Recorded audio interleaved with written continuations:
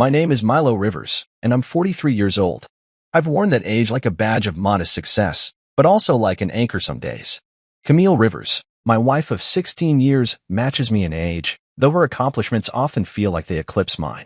She's sharp, polished, and adored at her firm, Andrus and Wren Designs. People light up when she walks into a room, like she's the key they've been waiting for to unlock their creativity. I've watched that happen dozens of times. Me? I own Haven Built Cabinetry, a small business that's kept the lights on and even let us travel once in a while, but it's nothing flashy. Nothing that stops conversations. I've always thought of myself as the supporting cast in Camille's life, the guy with the quiet charm and the steady paycheck. And most days, that was enough. So when Camille mentioned the company's exclusive spring gala, this big, black tie event hosted by their president, Lawrence Dayton, I figured it was just another opportunity to do what I've always done, support her. Cheer her on from the sidelines. Let her shine. She said it was going to be held at the Franklin Hall downtown, the kind of place where the marble floors gleamed like they'd never known a footprint. I pictured myself in a suit I'd only worn twice, standing beside Camille in her sleek, tailored gown. She always looked stunning in formal wear, like she'd been born to glide through a crowd with a glass of wine and a polite smile. I'd just be her plus one. The tag-along. The guy with the easy grin and the folded hands. And that was fine. I liked being there for her. I liked seeing her glow. The morning of the gala, I woke up early, nerves buzzing like a low hum under my skin. Camille had already been up, her coffee half drunk and her phone in her hand, scanning emails like a general surveying the battlefield. I watched her for a minute, admiring the way her hair fell across her cheek, the way her fingers moved fast and sure. She was in her element, even at 6:30 in the morning. She caught me staring and gave me a quick smile, more habit than warmth, and said, "Big night tonight. Don't be late." I nodded, even though I'd never been late to anything that mattered. I spent the day at the shop, finishing a custom walnut cabinet for a repeat client. The sawdust felt familiar, the weight of the wood in my hands a kind of comfort. At noon, I paused to imagine how the evening would go. I'd walk in with Camille, nod at her colleagues, laugh at jokes I didn't quite get, and clap politely when someone made a toast. I'd nurse a single glass of bourbon and keep my mouth shut. That was my job tonight. No hammers, no levels, just smiles and support. I was ready for that. At 6, I went home to change. Camille was already dressed, a deep emerald gown that hugged her curves and shimmered under the bedroom lights. She looked like she belonged on a magazine cover. I told her so, and she laughed, a quick, distracted sound as she turned to check her reflection again. I tried to smooth the lines of my suit, feeling suddenly underdressed even though I'd followed her advice to the letter. She leaned in, gave me a soft kiss on the cheek, and whispered, "Thank you for coming tonight, Milo. It means a lot." I nodded, my throat tight with something I couldn't name. The drive to the gala was quiet. Camille stared out the window, her phone in her lap but untouched. I tried to make small talk, about the cabinet project, about a new client asking for a built-in wine rack, but she only hummed in response, her mind already at the venue. I didn't take it personally. This was her night, and I was just along for the ride. I focused on the road, on the way the city lights blurred in the windshield. We arrived at Franklin Hall, and even from the curb, I could see it was the kind of place where people came to be seen. Spotlights lit the sidewalk, casting gold and white glows over the guests streaming in. Valets in pressed uniforms opened car doors with practiced grace. I stepped out and adjusted my jacket. Camille took my arm, her perfume warm and floral, and together we walked up the steps. She smiled at the doorman like she'd known him for years. He grinned back, tipping his cap, and suddenly I felt like the world was a stage she'd been born to own. Inside, it was exactly what I'd expected, polished marble floors that seemed to stretch forever, a ceiling that looked like a constellation of crystal. Waiters in black vests carried trays of drinks, weaving through clusters of men in sharp suits and women in designer dresses. A string quartet played softly near the bar, their music floating like a warm breeze. Camille's coworkers were already gathering, glasses raised, eyes bright. They spotted her and swooped in, all smiles and cheek kisses. I stood back, hands in my pockets, letting her shine. That's what I was here for, after all. Just a plus one. Just a tag along. But as I watched her laugh and talk, I wondered if she saw me at all. If she'd introduce me, or just let me fade into the background like a ghost. She caught my eye and waved me over, her smile bright but a little forced. I walked to her side, nodding politely as she made the rounds, but no one really looked at me. I was the husband, the cabinet guy, the plus one, the man who'd walk out of here at the end of the night, slip off his jacket, and wait for her to tell me how it all went. And that was fine. Really, it was. I'd built my life around supporting her, and I'd never wanted to take her place. But something in her eyes tonight felt different. Like she'd been waiting for this. Like she'd stepped into a world that didn't have room for me anymore. I tried to ignore it.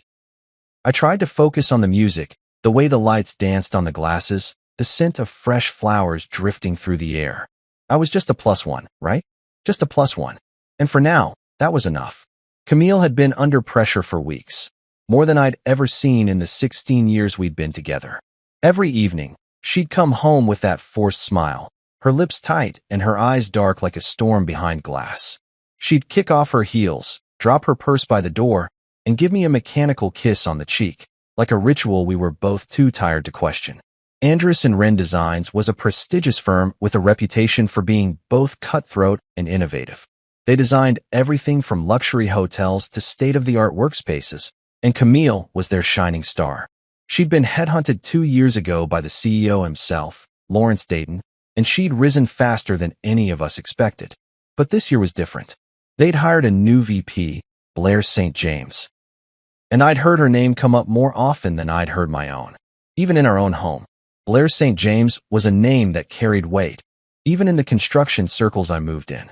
She was the kind of woman who walked into a room and made every other conversation stop. Word had it she could kill a deal with a single glance, or make a career with one well-placed compliment. Camille idolized her in a way that made me uneasy. She'd talk about Blair the way some people talk about celebrities, her voice filled with admiration and a trace of fear. "She's brilliant, Milo," she'd say as she scrolled through her phone at night, half listening as I talked about a new cabinet design I'd sketched that day.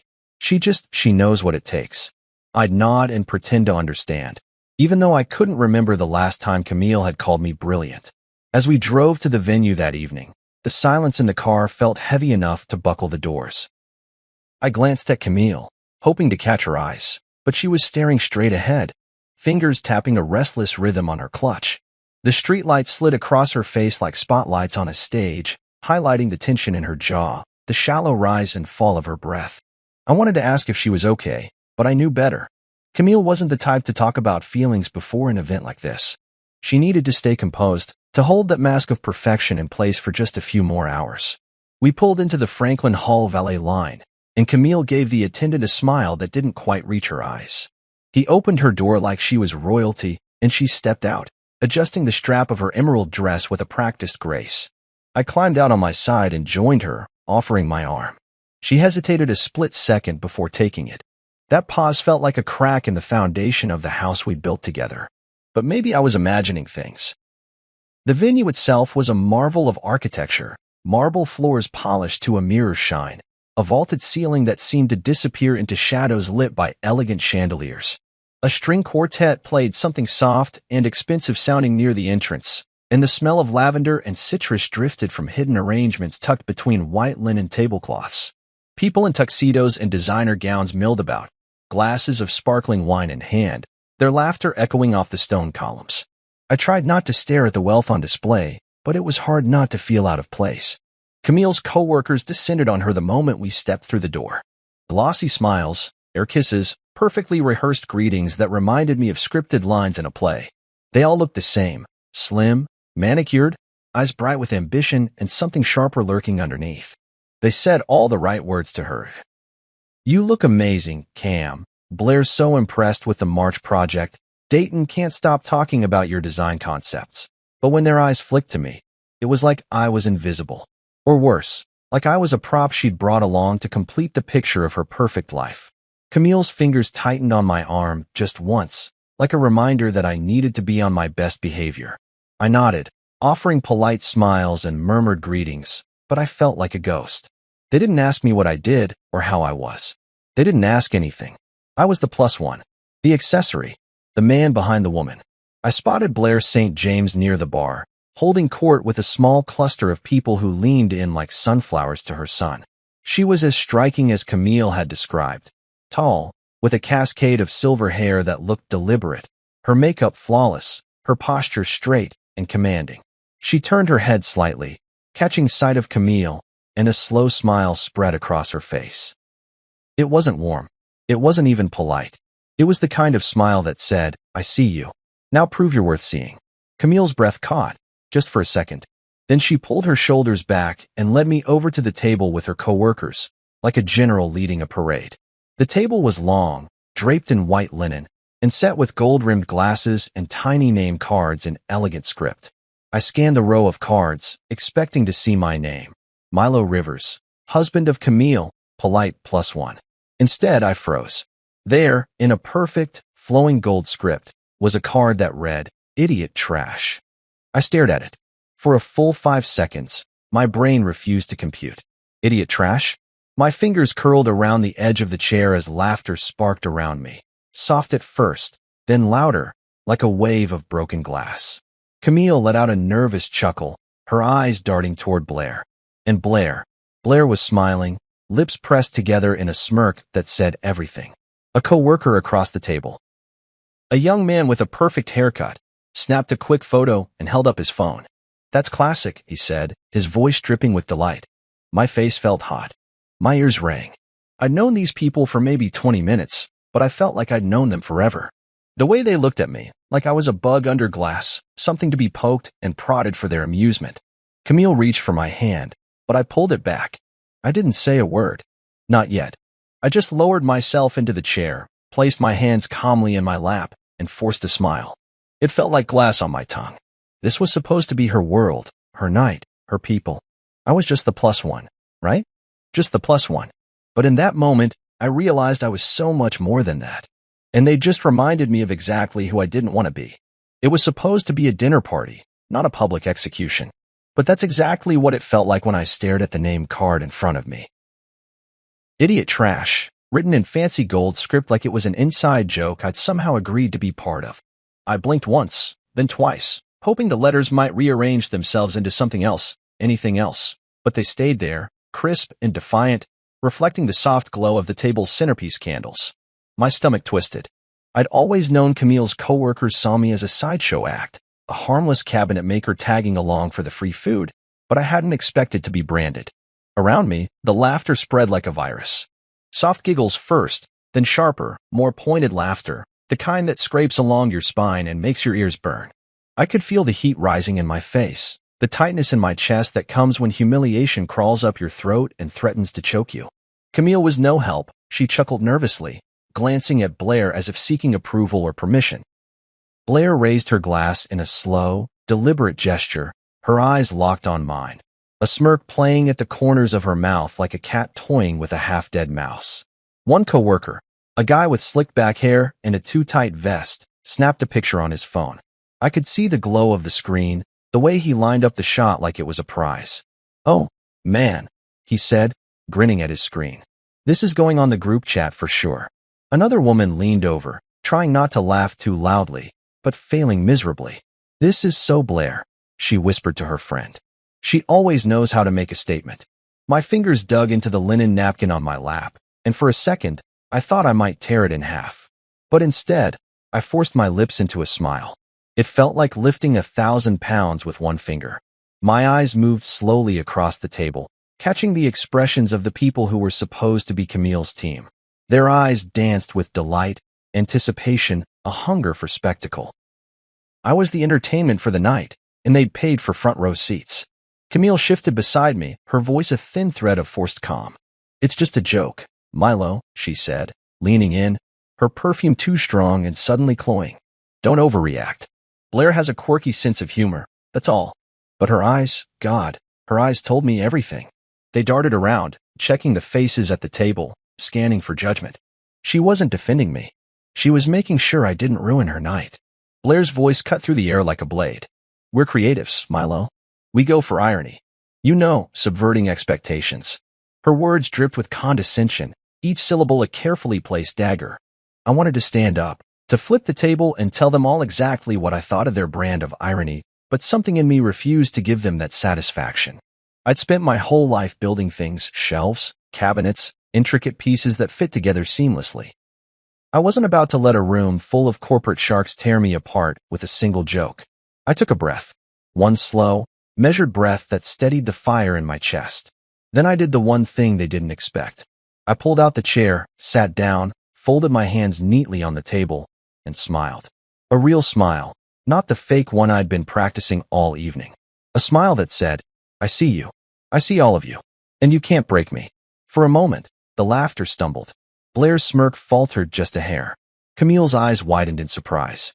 The guy with the phone lowered it, his grin slipping. The spell was broken, even if just for a second. I held their gaze, refusing to let my expression crack. Inside, I was screaming at the absurdity, the cruelty, the betrayal of the woman I'd promised to love and cherish. But on the outside, I was stone. The waiter came by with the wine, oblivious to the tension that vibrated in the air like a live wire. He poured a glass for me, his hand steady, his face neutral. I took it, raised it slightly, and clinked glasses with Camille. She tried to smile, but it crumbled at the edges. She knew. She knew exactly what this was, a test of loyalty. And I could see in her eyes that she'd failed it before she'd even tried. I took a sip of the wine, letting the taste roll across my tongue. It was bitter, sharp, expensive. I set the glass down carefully, aligning it perfectly with the edge of my name card. So, I said, my voice calm measured. What's on the menu tonight? Other than me, of course. A ripple of laughter moved around the table, but it was different this time, uneasy, uncertain. Blair's eyes narrowed just a touch. She didn't like that I'd spoken. She didn't like that I wasn't playing my part.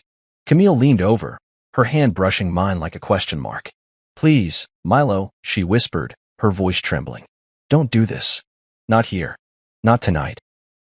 Her fingers were cold against my skin, and I wanted to pull away, but I didn't. Instead, I turned to her and met her eyes, steady and unflinching. Don't do what, Cam? I asked, my voice low but clear enough for the table to hear. Don't embarrass you? Or don't embarrass them? Her eyes darted away, and I knew the answer. Blair cleared her throat. Let's move on, shall we? She said, her tone crisp, commanding. No need to dwell on a little harmless fun. We're all professionals here. She picked up her fork and began to eat, as if nothing had happened.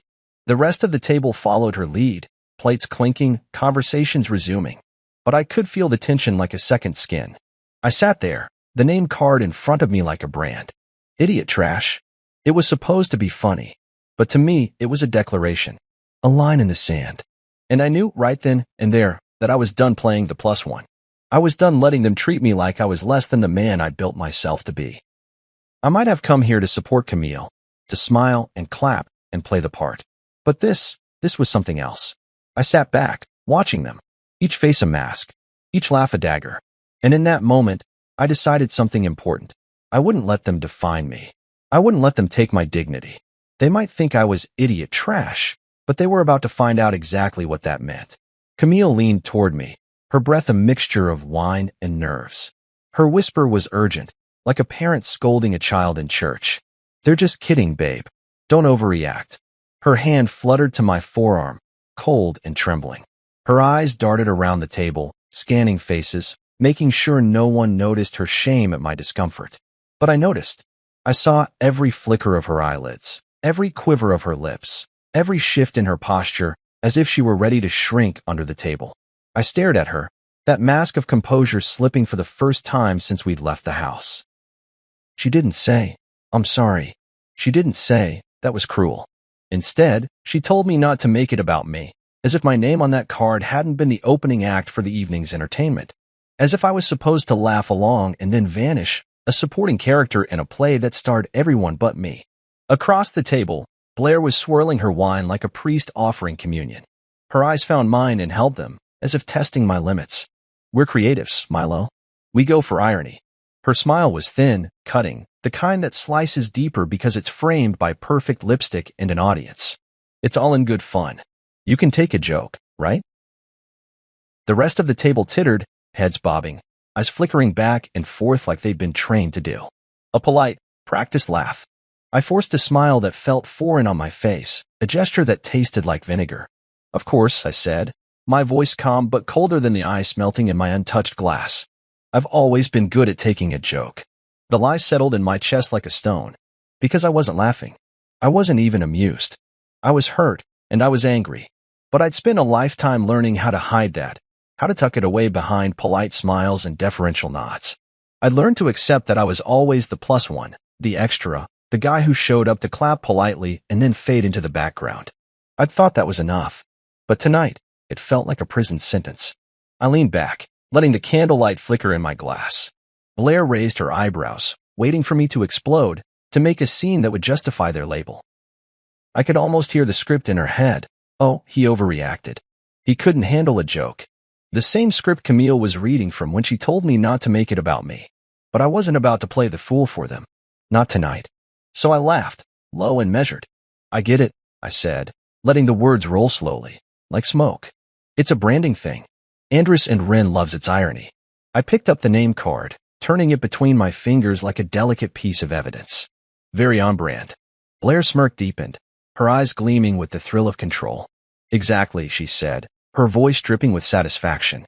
We're all family here, Milo. You understand. Family. The word made my skin crawl. Families protect each other. They lift each other up. They don't label someone idiot trash and laugh about it over dinner.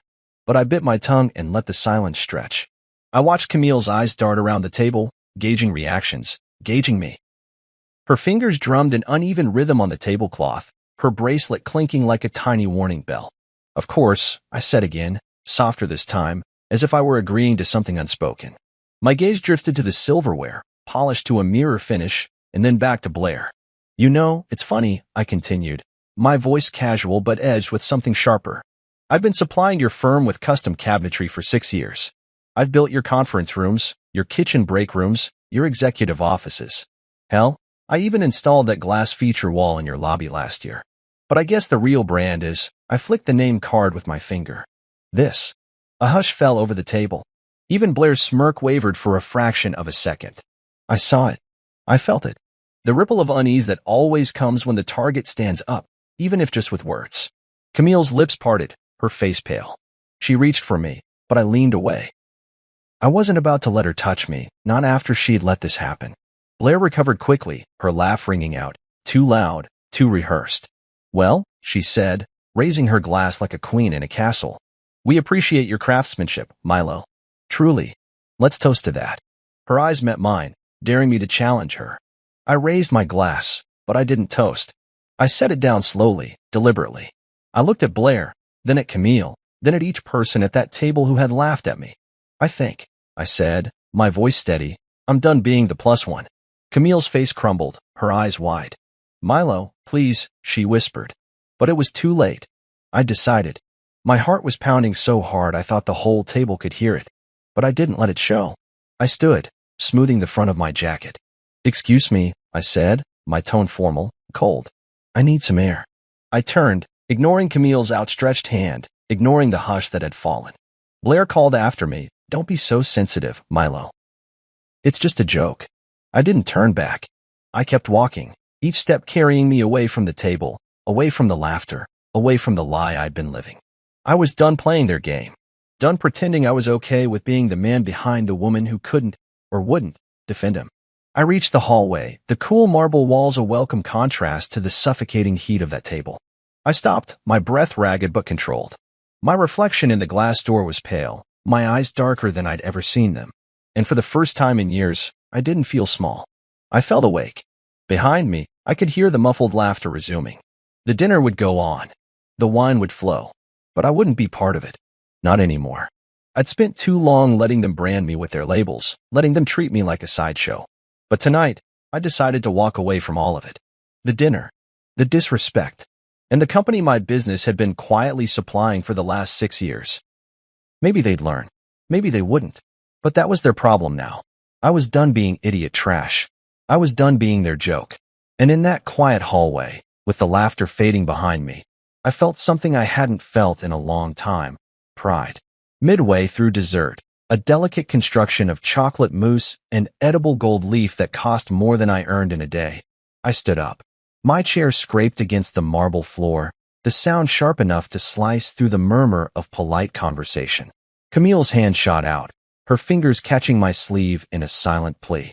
Milo, please sit, she whispered, her voice tight, a tremor in her eyes that felt like a threat and a cry for help all at once. I met her gaze, saw the panic in her pupils, and knew she was thinking about the damage I might cause. Damage to her image, to her carefully cultivated place in this kingdom of power suits and Art Deco chandeliers. I gently pulled my sleeve from her grasp, feeling her fingers slip away like water. "I'm just stepping out," I said, my voice calm, controlled, each word a quiet rebellion. I smoothed my jacket as I turned, scanning the room until my eyes landed on the bar-polished mahogany, manned by a single bartender in a crisp white shirt. And there, in conversation with a regional partner, stood Lawrence Dayton himself, the president of Andrus and Wren Designs. His presence radiated authority even in the sea of tailored suits and curated smiles. He wore his success like a custom-made armor, each button gleaming with a kind of effortless confidence. I'd only met him twice before, both times during installations my company had done at their flagship office. He'd been polite, gracious even, praising my craftsmanship and talking about how Haven-Built's work had saved them money and elevated their brand. But tonight, he was just another face in a crowd until now. I walked straight toward him, my steps even, my heart pounding so hard it echoed in my ears. Each step felt like it carried 1,000 unsaid words. Every slight, every patronizing laugh, every dismissive glance I'd absorbed over the years. Camille's voice called faintly behind me, but I didn't look back. This was between me and the people who thought they could brand me idiot trash and still get the best of my work. Lawrence turned as I approached, his eyes lighting up with polite recognition. "Milo Rivers," he said, extending a hand like a man who just remembered an important connection. "Of course, Haven-Built Cabinetry. Your custom installations saved our Grayson property budget last quarter. That was brilliant work." His words rang with the kind of practice praise that came naturally to men like him, an appreciation for a job well done. Nothing more, nothing less. But for the first time, I didn't shrink under it. I took his hand and shook it firmly, feeling the strength in his grip, and knowing I wasn't the only one with something to lose. "Thank you," I said, letting my voice stay calm, even. "Your team's always been good to work with, at least, they were until tonight." His smile faltered. "I'm sorry, tonight? What's wrong?" I held up my phone, screen aglow with the photo I'd taken earlier at the table. The name card in its perfect, elegant script. Idiot trash. The letters glared at us, a condemnation in gold foil. Lawrence's eyes darted from the screen to me, confusion flickering across his face. "Ask your VP and her team," I said, my voice low but steady, the words sharper than any blade I'd ever held. "Ask them why they thought it was funny to put this at my place setting. Ask them why they laughed." He stared at the photo, his brow furrowing. I saw the gears turning, the weight of responsibility shifting as he realized this wasn't just a joke gone wrong. This was a potential scandal, an embarrassment that could tarnish the company's reputation. "Mr. Rivers," he began, his voice now edged with concern. I'm sure there's some misunderstanding. Let's sit down, we can talk." I shook my head. "I'm not here to talk it through. I came here tonight to support my wife, to celebrate her achievements. But instead, I was humiliated at her table, by her team, and by extension, your company." His mouth opened, but I didn't give him a chance to respond. I leaned in just slightly, my voice low enough that only he could hear, but firm enough that he'd never forget it. "I'm cutting ties with Andrus and Wren. Effective tonight." His eyes widened, his face paling under the soft glow of the bar lights. "Wait, Milo, let's not be hasty. Your craftsmanship, your team." "My team will be fine," I said, my voice final. "We have other contracts, and now, we'll have more time to focus on clients who respect what we do, and who we are." He blinked, his jaw tightening, his hand dropping to his side. "I'm sorry," he murmured, but the words felt like they were spoken by someone far away. "I didn't know. That's the problem," I said, my tone measured. "You didn't know, and now you do." I stepped back, my heart hammering, but my spine straight. I felt a lightness in my chest, a freedom that came with finally standing up, finally choosing myself over the shadows I'd been living in. As I turned to leave, I saw Blair across the room, her laughter frozen on her lips, her glass halfway to her mouth. Her eyes locked on me, confusion and annoyance warring for control. Camille was beside her, pale and trembling, her eyes wide with disbelief. I didn't stop to talk to either of them. I walked out of that room with my head held high, each step carrying me away from the person they'd tried to define me as, away from the +1 who'd stayed silent for too long. Outside, the night air was crisp and cool, a relief after the stifling warmth of that ballroom. I took a deep breath, the city lights twinkling like distant stars, and felt something in me settle. Something that had been rattling loose for years. For the first time in a long time, I felt like I was walking towards something better. I didn't know what it would look like yet, but I knew this. It would have my name on it. No gold foil. No mockery.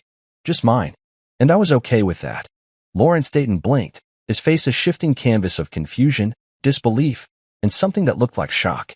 The kind of look you'd expect from a man whose house had just been broken into, but the thief wasn't there for the silver. No, the thief had come for the truth. "Excuse me," he asked, his voice softer now, almost brittle.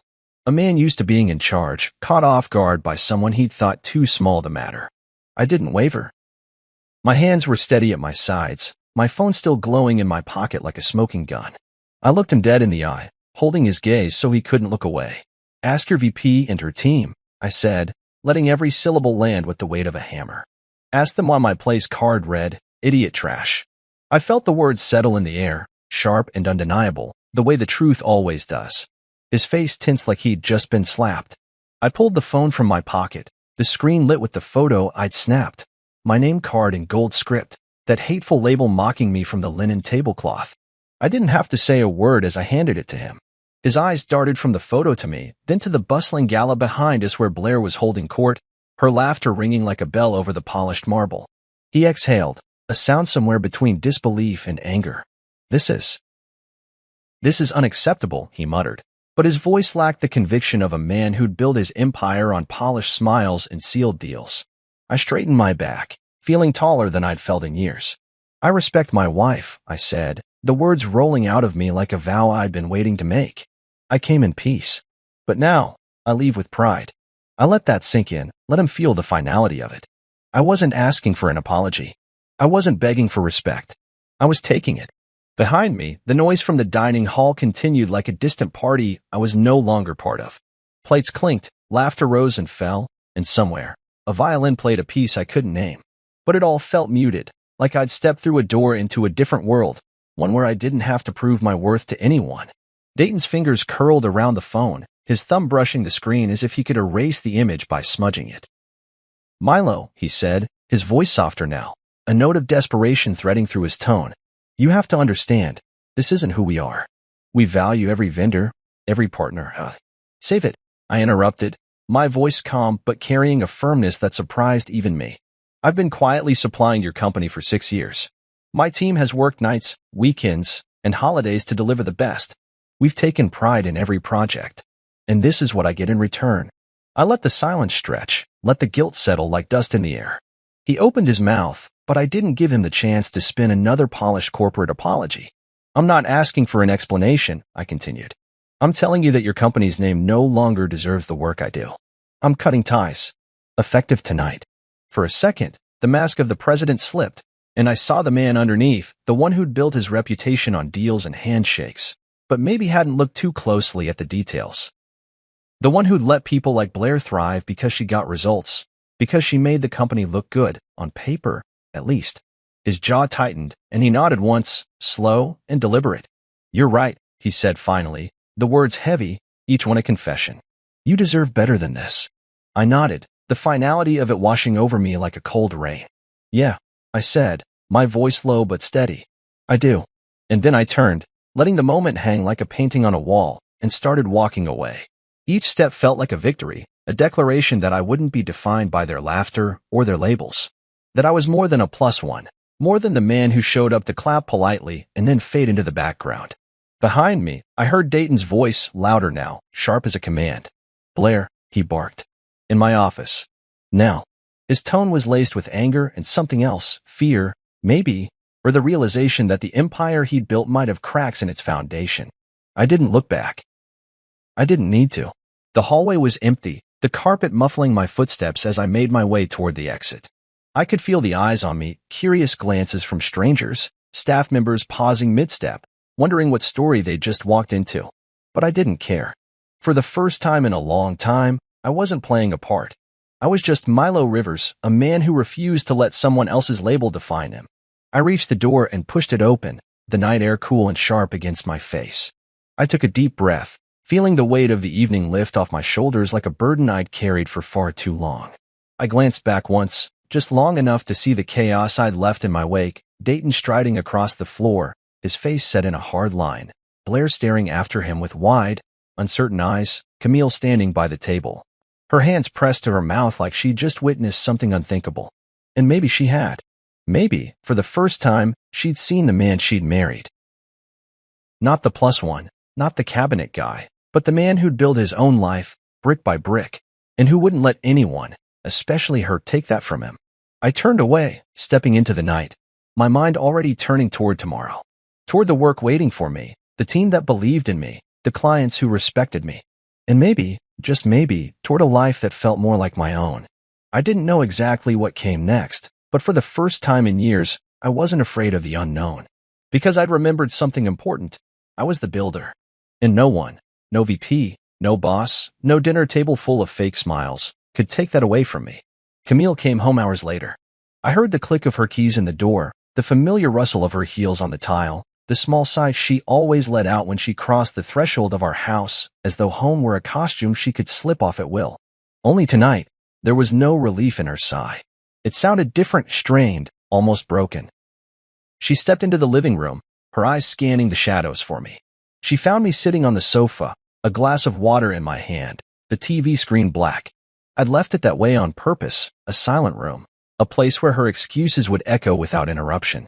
Her eyes were red, but she tried to hide it by turning away and setting her purse on the entry table. "Why would you embarrass me like that?" she said finally, her voice trembling with anger and something else, fear, maybe, or shame. She turned back to me, arms crossed tightly over her chest, as if she were holding herself together. "You don't understand how that world works." I stared at her, the woman I'd loved, the woman who'd once laughed at my jokes and stayed up with me sketching ideas for the custom cabinetry business we'd built from scratch.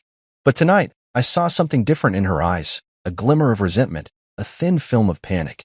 "That world," I repeated, the words like pebbles on my tongue. "The world where your boss thinks it's funny to call your husband idiot trash? The world where you sit there and let them laugh at me like I'm not even a human being?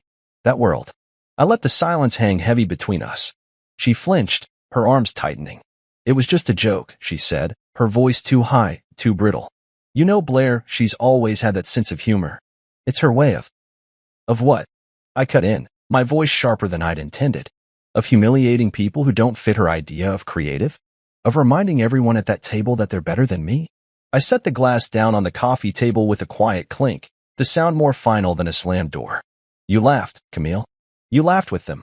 And then you told me not to make it about me." She swallowed, her eyes glistening. "I didn't mean to." "But you did," I said, my tone softer now but no less firm.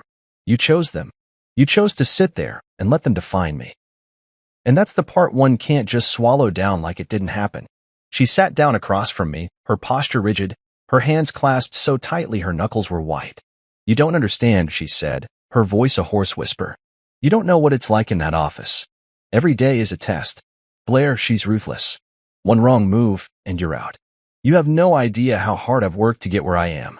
I leaned forward, my elbows on my knees, my eyes locked on hers. "Then maybe I don't belong in your world anymore," I said, each word a quiet detonation in the space between us.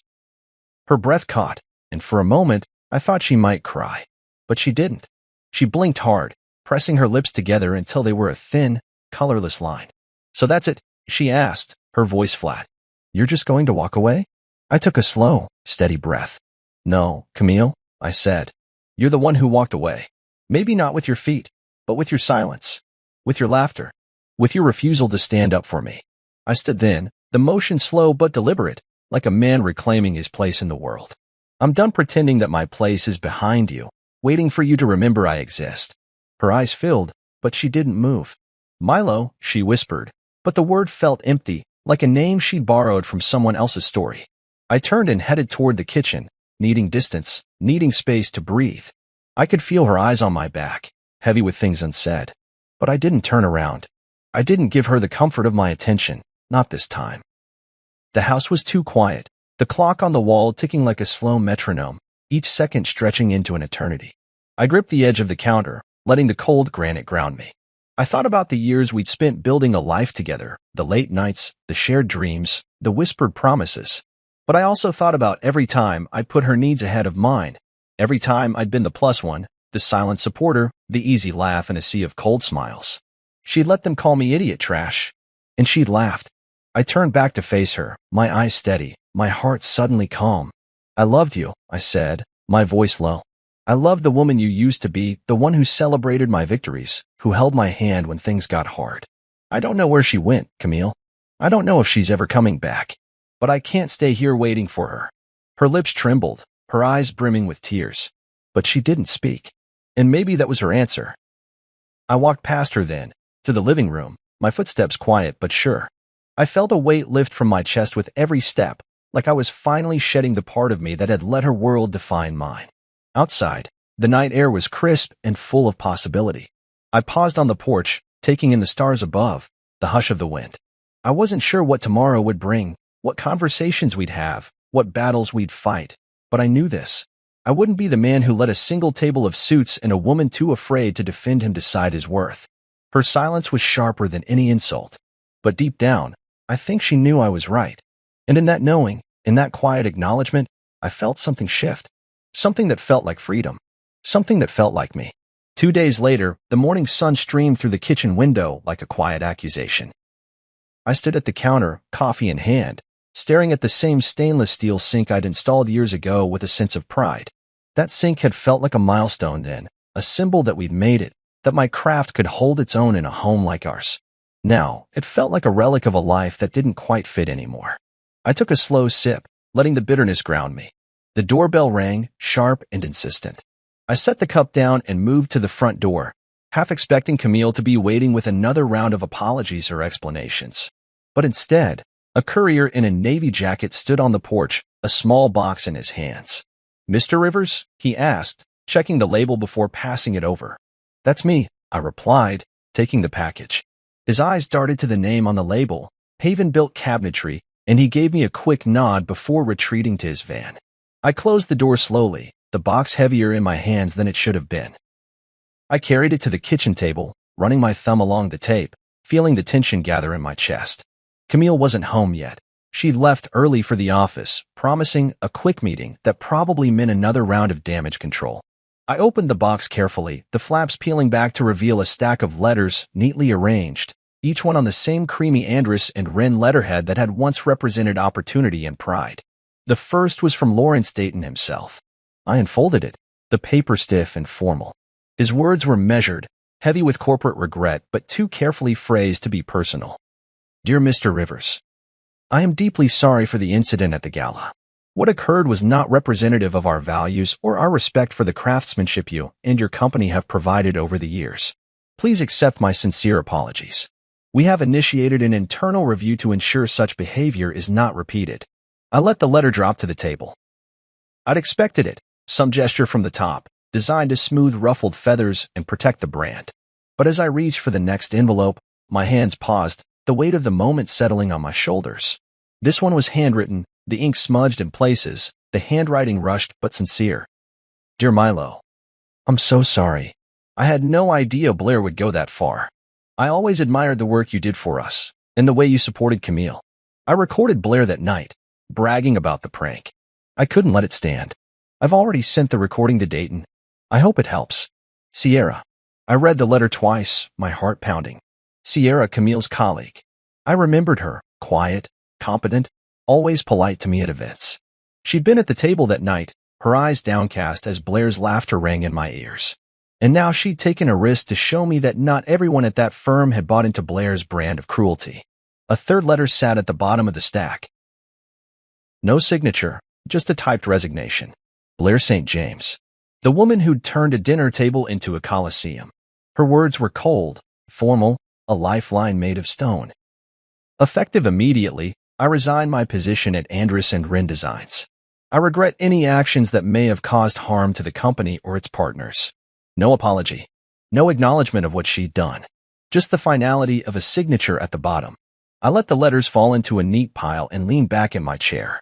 The kitchen felt too quiet, too bright, like the world had moved on without me. Camille would come home eventually, and she'd find the box. She'd read the letters and understand, maybe for the first time, what her silence had cost. A knock at the door startled me from my thoughts.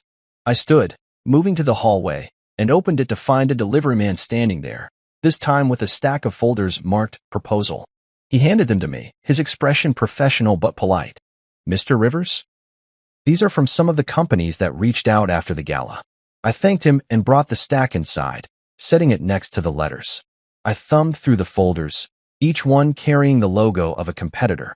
Design firms, construction companies, boutique architecture studios. Some I'd heard of, others were new. All of them wanted to work with me. They wanted Havenbuilt's name on their projects. A small laugh escaped me, dry, but real. I'd walked away from Andrus and Wren thinking I might lose everything. Instead, I'd opened a door to something new, something better. My phone buzzed on the table. I picked it up, reading the latest email from a potential client.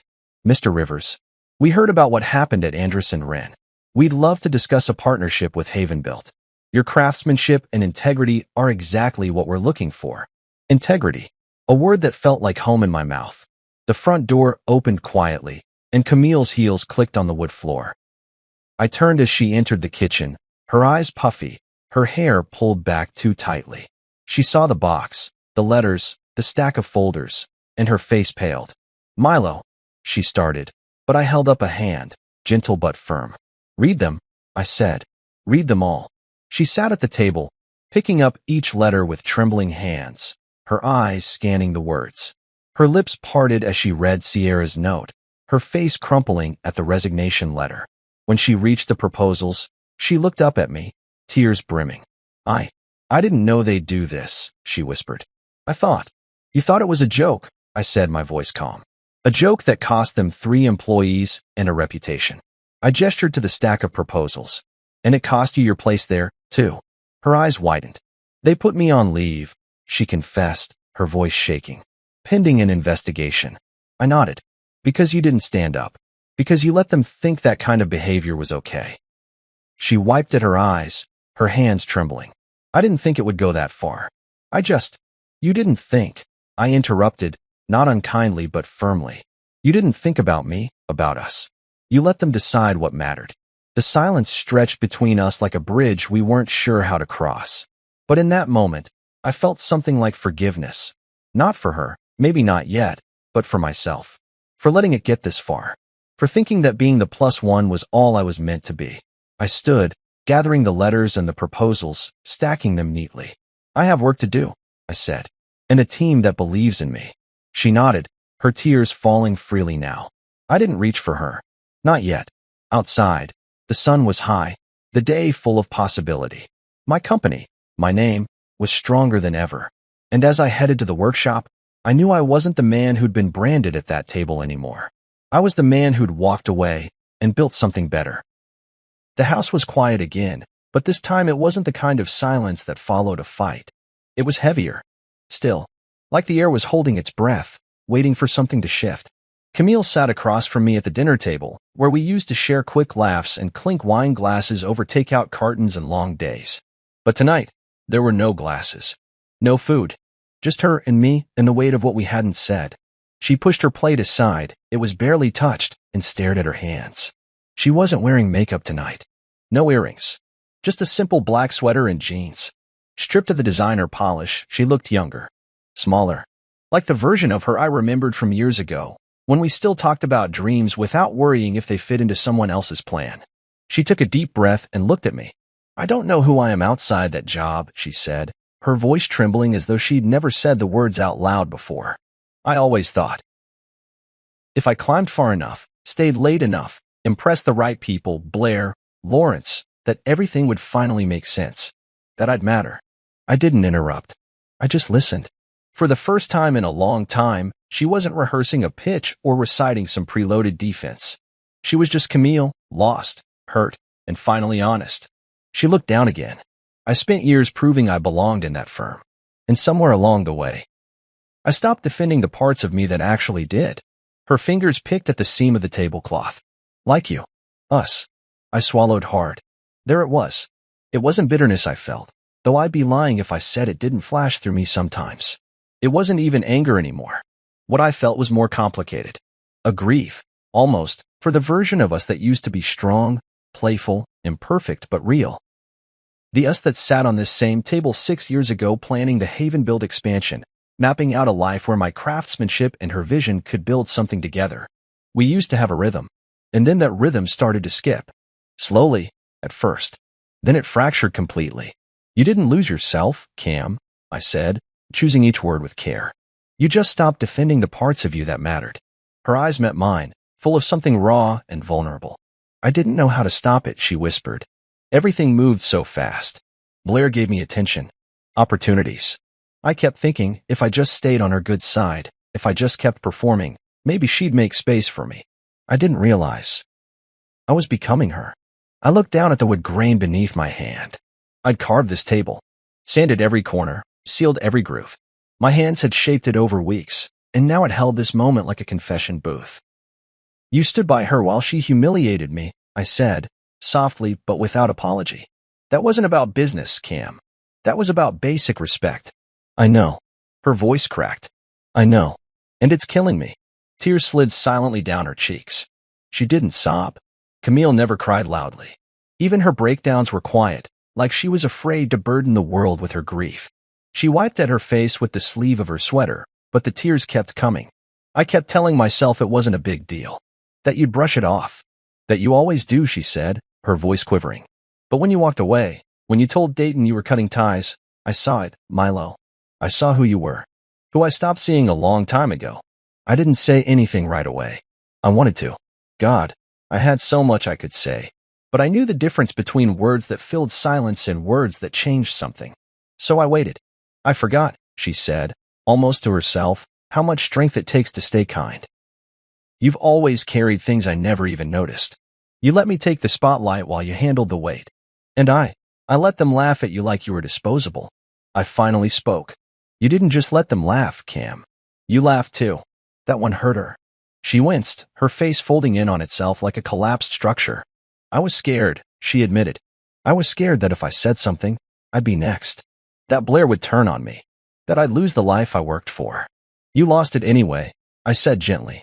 Not to wound her, but because it was true. She nodded, slowly. I know. The room went quiet again, but it wasn't sharp this time. It felt like the silence of something being rebuilt, painfully, slowly. Like we were picking up the same blueprint, unsure of whether we wanted to reconstruct what we had, or sketch something entirely different. I looked at her, really looked at her, not the woman from the gala, not the voice on the phone talking deadlines and drafts, but the woman I met all those years ago at that woodworking expo, the one who lingered too long at my booth because she liked the detail in a cherrywood drawer. She used to believe in detail, in effort. Somewhere along the way, she'd traded that for speed and power. But maybe, it wasn't too late to remember. I don't know what happens next, I said finally. I'm not making promises. Not yet. She nodded again, wiping at her cheeks. I'm not asking for them. I just wanted you to know I see it now. I see you. It wasn't an apology, not in the formal sense. But it was something more valuable, acknowledgement. And sometimes, the beginning of healing isn't in grand gestures, it's in being seen. Fully. Without excuse. We didn't talk about reconciliation that night. We didn't start mapping out how to put our marriage back together. That would come later, if at all. But what we did talk about was truth. About how we'd gotten here. About how we both let something beautiful become background noise. That night, for the first time in a long time, I slept without bitterness in my chest. The hurt was still there, but the bitterness had left. And in its place, there was room, maybe not for us just yet, but for clarity, for dignity, for peace. I never raised my voice. Not once. I didn't flip the table or throw the wine. I didn't give them the drama they expected. What I did was simple. I stood up, walked away from a table that no longer deserved me, and looked a company president in the eye as I told him, I'm cutting ties. That sentence wasn't just about business. It was about everything. Because I wasn't only walking away from a contract. I was walking away from years of being diminished in whispers and polished jokes. From the quiet neglect, the small sacrifices that had piled up like dust in the corners of a house we no longer cleaned together. I walked away from pretending that being the plus one made me less than whole. That night, I chose something else. I chose self-respect. And it was terrifying. It's funny how fast things change once you start saying no. My inbox, once filled with repeat work orders and mild pleasantries from Andrus and Wren's staff, now overflowed with introductions from competitors, proposals with clean budgets, notes from people who had quietly admired my work from afar. The company that once mocked me as idiot trash had done more for my reputation by disrespecting me publicly than years of silent craftsmanship ever had. It was ironic, but also poetic. Camille, for her part, stayed quiet those first few days. Her leave of absence from work became indefinite. Her name, once said with admiration in industry circles, was now paired with the phrase, under review. We barely spoke beyond what was necessary, but there was no yelling. Just space. Time. Reflection. One afternoon, I found myself in the workshop, sanding the edge of a walnut slab, letting the vibration of the machine ease something restless in me. The shop had always been where I thought best. The grain of the wood, the scent of sawdust, it was my rhythm. My center. I paused, ran my hand over the polished edge, and felt the smoothness beneath my fingertips. Clean. Honest. A piece of work that could stand on its own without explanation. That's who I wanted to be now. That's who I'd forgotten I already was. I kept thinking back to that moment, the second I saw the name card. Idiot trash. Written in gold cursive like it was a joke wrapped in elegance. But what hit harder than the words was the reaction. The laughter. The silence from the woman who promised to have my back. And the way I sat there, smiling, not because I was okay, but because I already knew I was leaving. Because sometimes walking away is louder than any protest. I didn't plan to become a symbol, but somehow I did. People from all walks started reaching out. A guy from a fabrication firm messaged me. Saw what you did. Been in your shoes. Respect. A woman who ran a competitor design firm wrote, there's dignity in restraint. Let's talk collaboration. That night at the gala had been their show. But how I walked away. That became mine. It wasn't revenge I wanted. It was clarity. Camille came into the workshop a week later. She didn't knock. Just stood in the doorway like she used to before she got too busy for things like this. I didn't look up immediately. I wanted to give her the space to decide what she had come to say. I saw the latest proposal, she said quietly, referring to the one from Maddox Designs, Andrus and Wren's fiercest rival. It's good. They're smart to come to you. I set the sander down and wiped my hands on a rag. They're respectful, I said. She nodded slowly, stepping further in. I used to be. The silence between us held, not sharp, not bitter, just honest. I know it doesn't fix anything, she said, but I wanted to say thank you for not making a scene, for showing grace when I didn't deserve it. I turned to her, really looking now. It wasn't grace, Cam, I said. It was choosing myself. Something I should have done a long time ago. She nodded again, tears welling but not falling. I see that now. And I think she did. Not just the damage, but the quiet strength it took to stand without applause, to leave without slamming the door. Not because I wanted to hurt her, but because I'd finally remembered who I was before the laughter, before the compromise. The man who builds, who crafts, who holds his name with quiet pride. That night at the gala, I walked away from a table full of people who thought they could define me. But what they never understood was, I wasn't walking away from something. I was walking toward something else. Toward dignity. Toward peace. Toward the version of myself who didn't need a spotlight to matter. And maybe, just maybe, toward a future that belonged entirely to me. I never raised my voice. I didn't break anything. That night, when I stood from that table and calmly walked away, it wasn't anger that drove me, it was clarity. For the first time in years, I didn't feel small or overlooked or second best. I felt grounded. And when I told Lawrence Dayton, I'm cutting ties, I wasn't just speaking to a company. I was speaking to everything that had made me feel like I didn't belong. Camille, the laughter, the name card, the hollow apologies, they were all noise. White noise I had trained myself to ignore for the sake of keeping peace, for the illusion of partnership, for love that had stopped looking like love. But that night, I made a choice I should have made years ago. I chose me. It wasn't about revenge. It wasn't about making a scene or proving anything to them. It was about self-respect. A quiet, firm refusal to let anyone else narrate my worth. I had spent years standing just outside the circle, building things with my hands, while others build illusions with words. They mocked the simplicity of what I did because they didn't understand it. But they stood in buildings I designed, sat at tables I crafted, and toasted in rooms I built. They couldn't see the value in the hands that built their foundation, until those hands let go. And Camille, my wife, my partner, she saw it too late. Maybe that's the cruelest part. She saw who I was only when I walked away. But even then, I didn't scream or slam doors.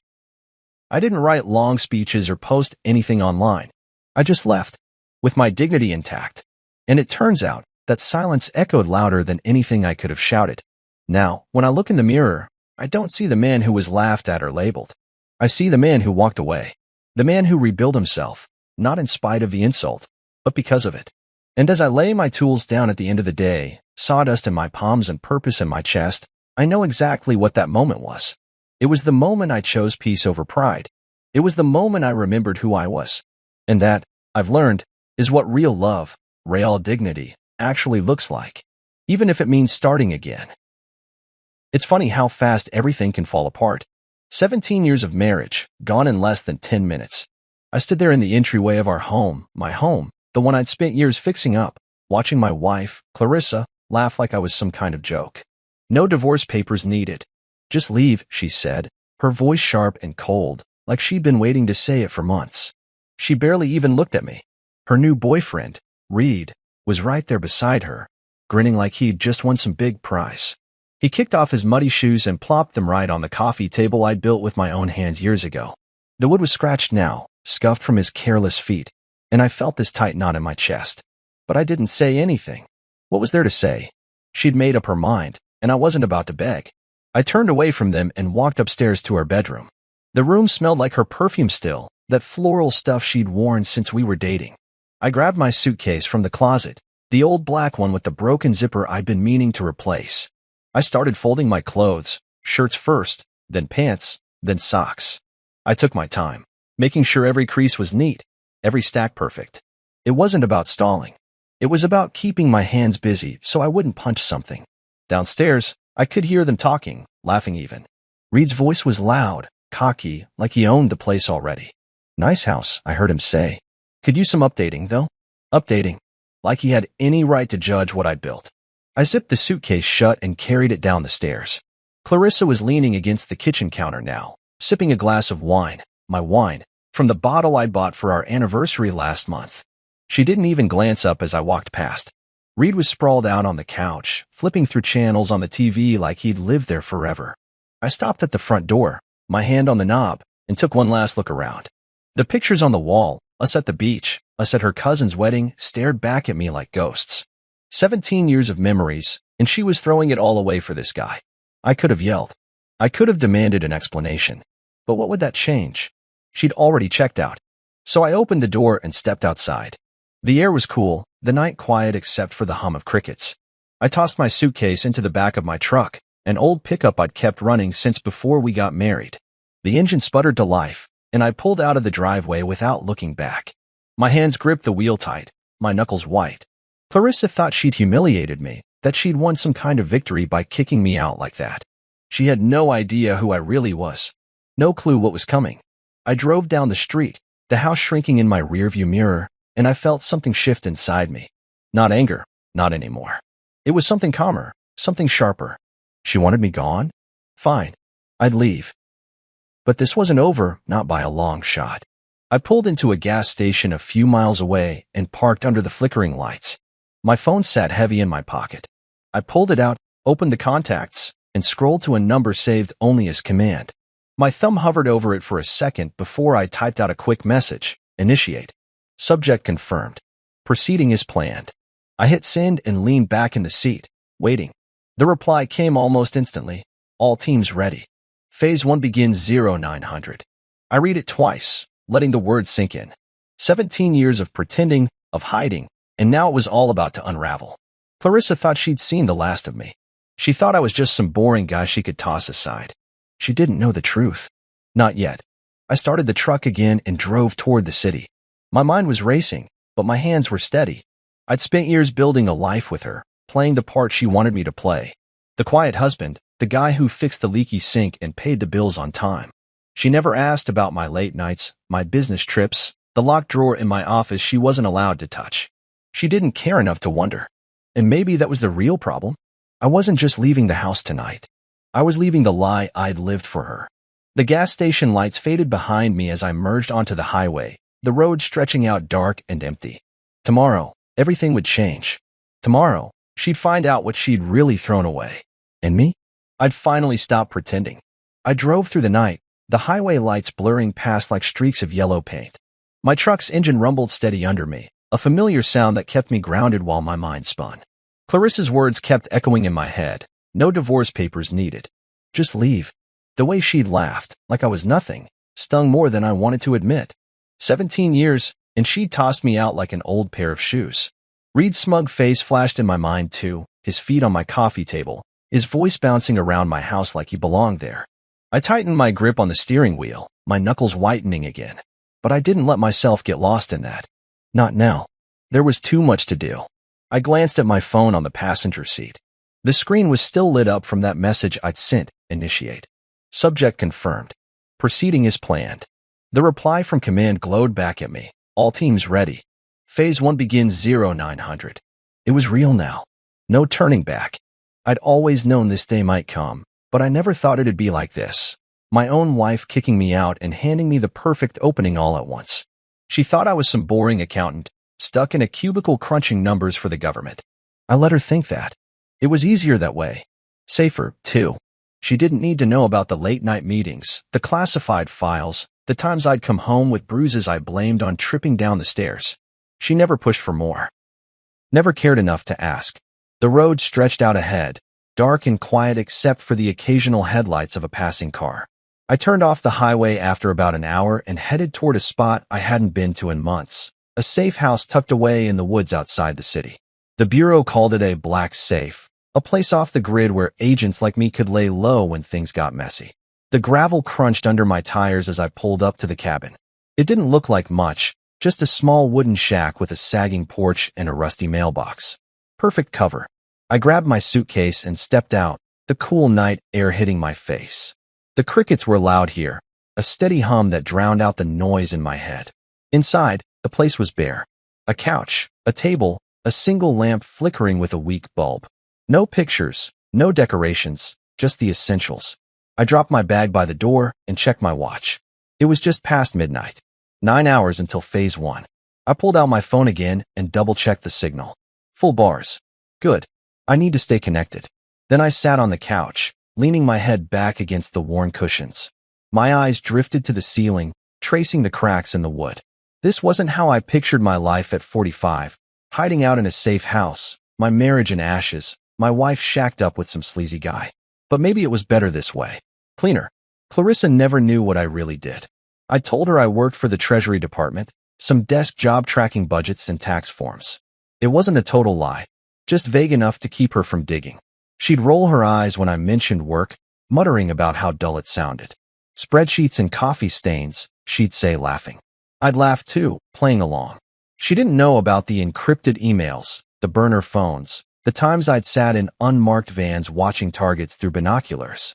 She didn't know I'd spent the last 3 years tracking a guy like Reed, piecing together his dirty money schemes while she was busy planning dinners and scrolling through her phone. And she definitely didn't know that her soulmate was the key to it all. I stood up and paced the small room, my boots thudding against the floorboards.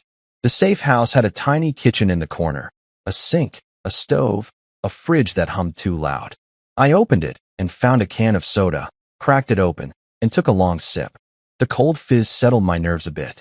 I thought about tomorrow, 9 a.m., when the teams would move in. I could already picture it. The black SUVs rolling up, the agents knocking on the door, Clarissa's sleepy confusion turning to panic. She'd have no idea what hit her. Neither would Reed. I almost smiled at that. Almost. Back on the couch, I pulled a small notebook from my suitcase. It was beat up, the leather cover scratched and worn. Inside were notes I'd kept over the years, codes, dates, names. Nothing too specific, just enough to jog my memory if I needed it. I flipped to a page near the back, where I'd written RV months ago. Reed Vallon. I'd been watching him long before Clarissa brought him home. Long before she decided he was her ticket out of our marriage. I tapped the page with my finger, staring at his initials. She thought she'd humiliated me tonight. She thought she'd won. But she didn't know the game had already started, and I was the one holding the cards. I set the notebook down and checked my phone again. No new messages. Good. Everything was on track. I leaned back, closing my eyes for a moment. The safe house was quiet except for that fridge hum and the crickets outside. Tomorrow, it'd all kick off. Tomorrow, Clarissa would see a side of me she'd never imagined. I wasn't just the guy she kicked out. I was the guy who'd been waiting for this moment, planning it, building it. And now it was here. I finished the soda, crushed the can in my hand, and tossed it into the trash. Then I lay down on the couch, my arm under my head. Sleep wouldn't come easy tonight, but I didn't care. I had work to do. And for the first time in years, I felt alive. The safe house was cold when I woke up, the kind of chill that seeps into your bones and makes you wish you'd packed an extra jacket. I'd barely slept, maybe a couple of hours on that lumpy couch, my mind too wired to shut off. The clock on my phone said 6:47 a.m. Just over 2 hours until phase 1.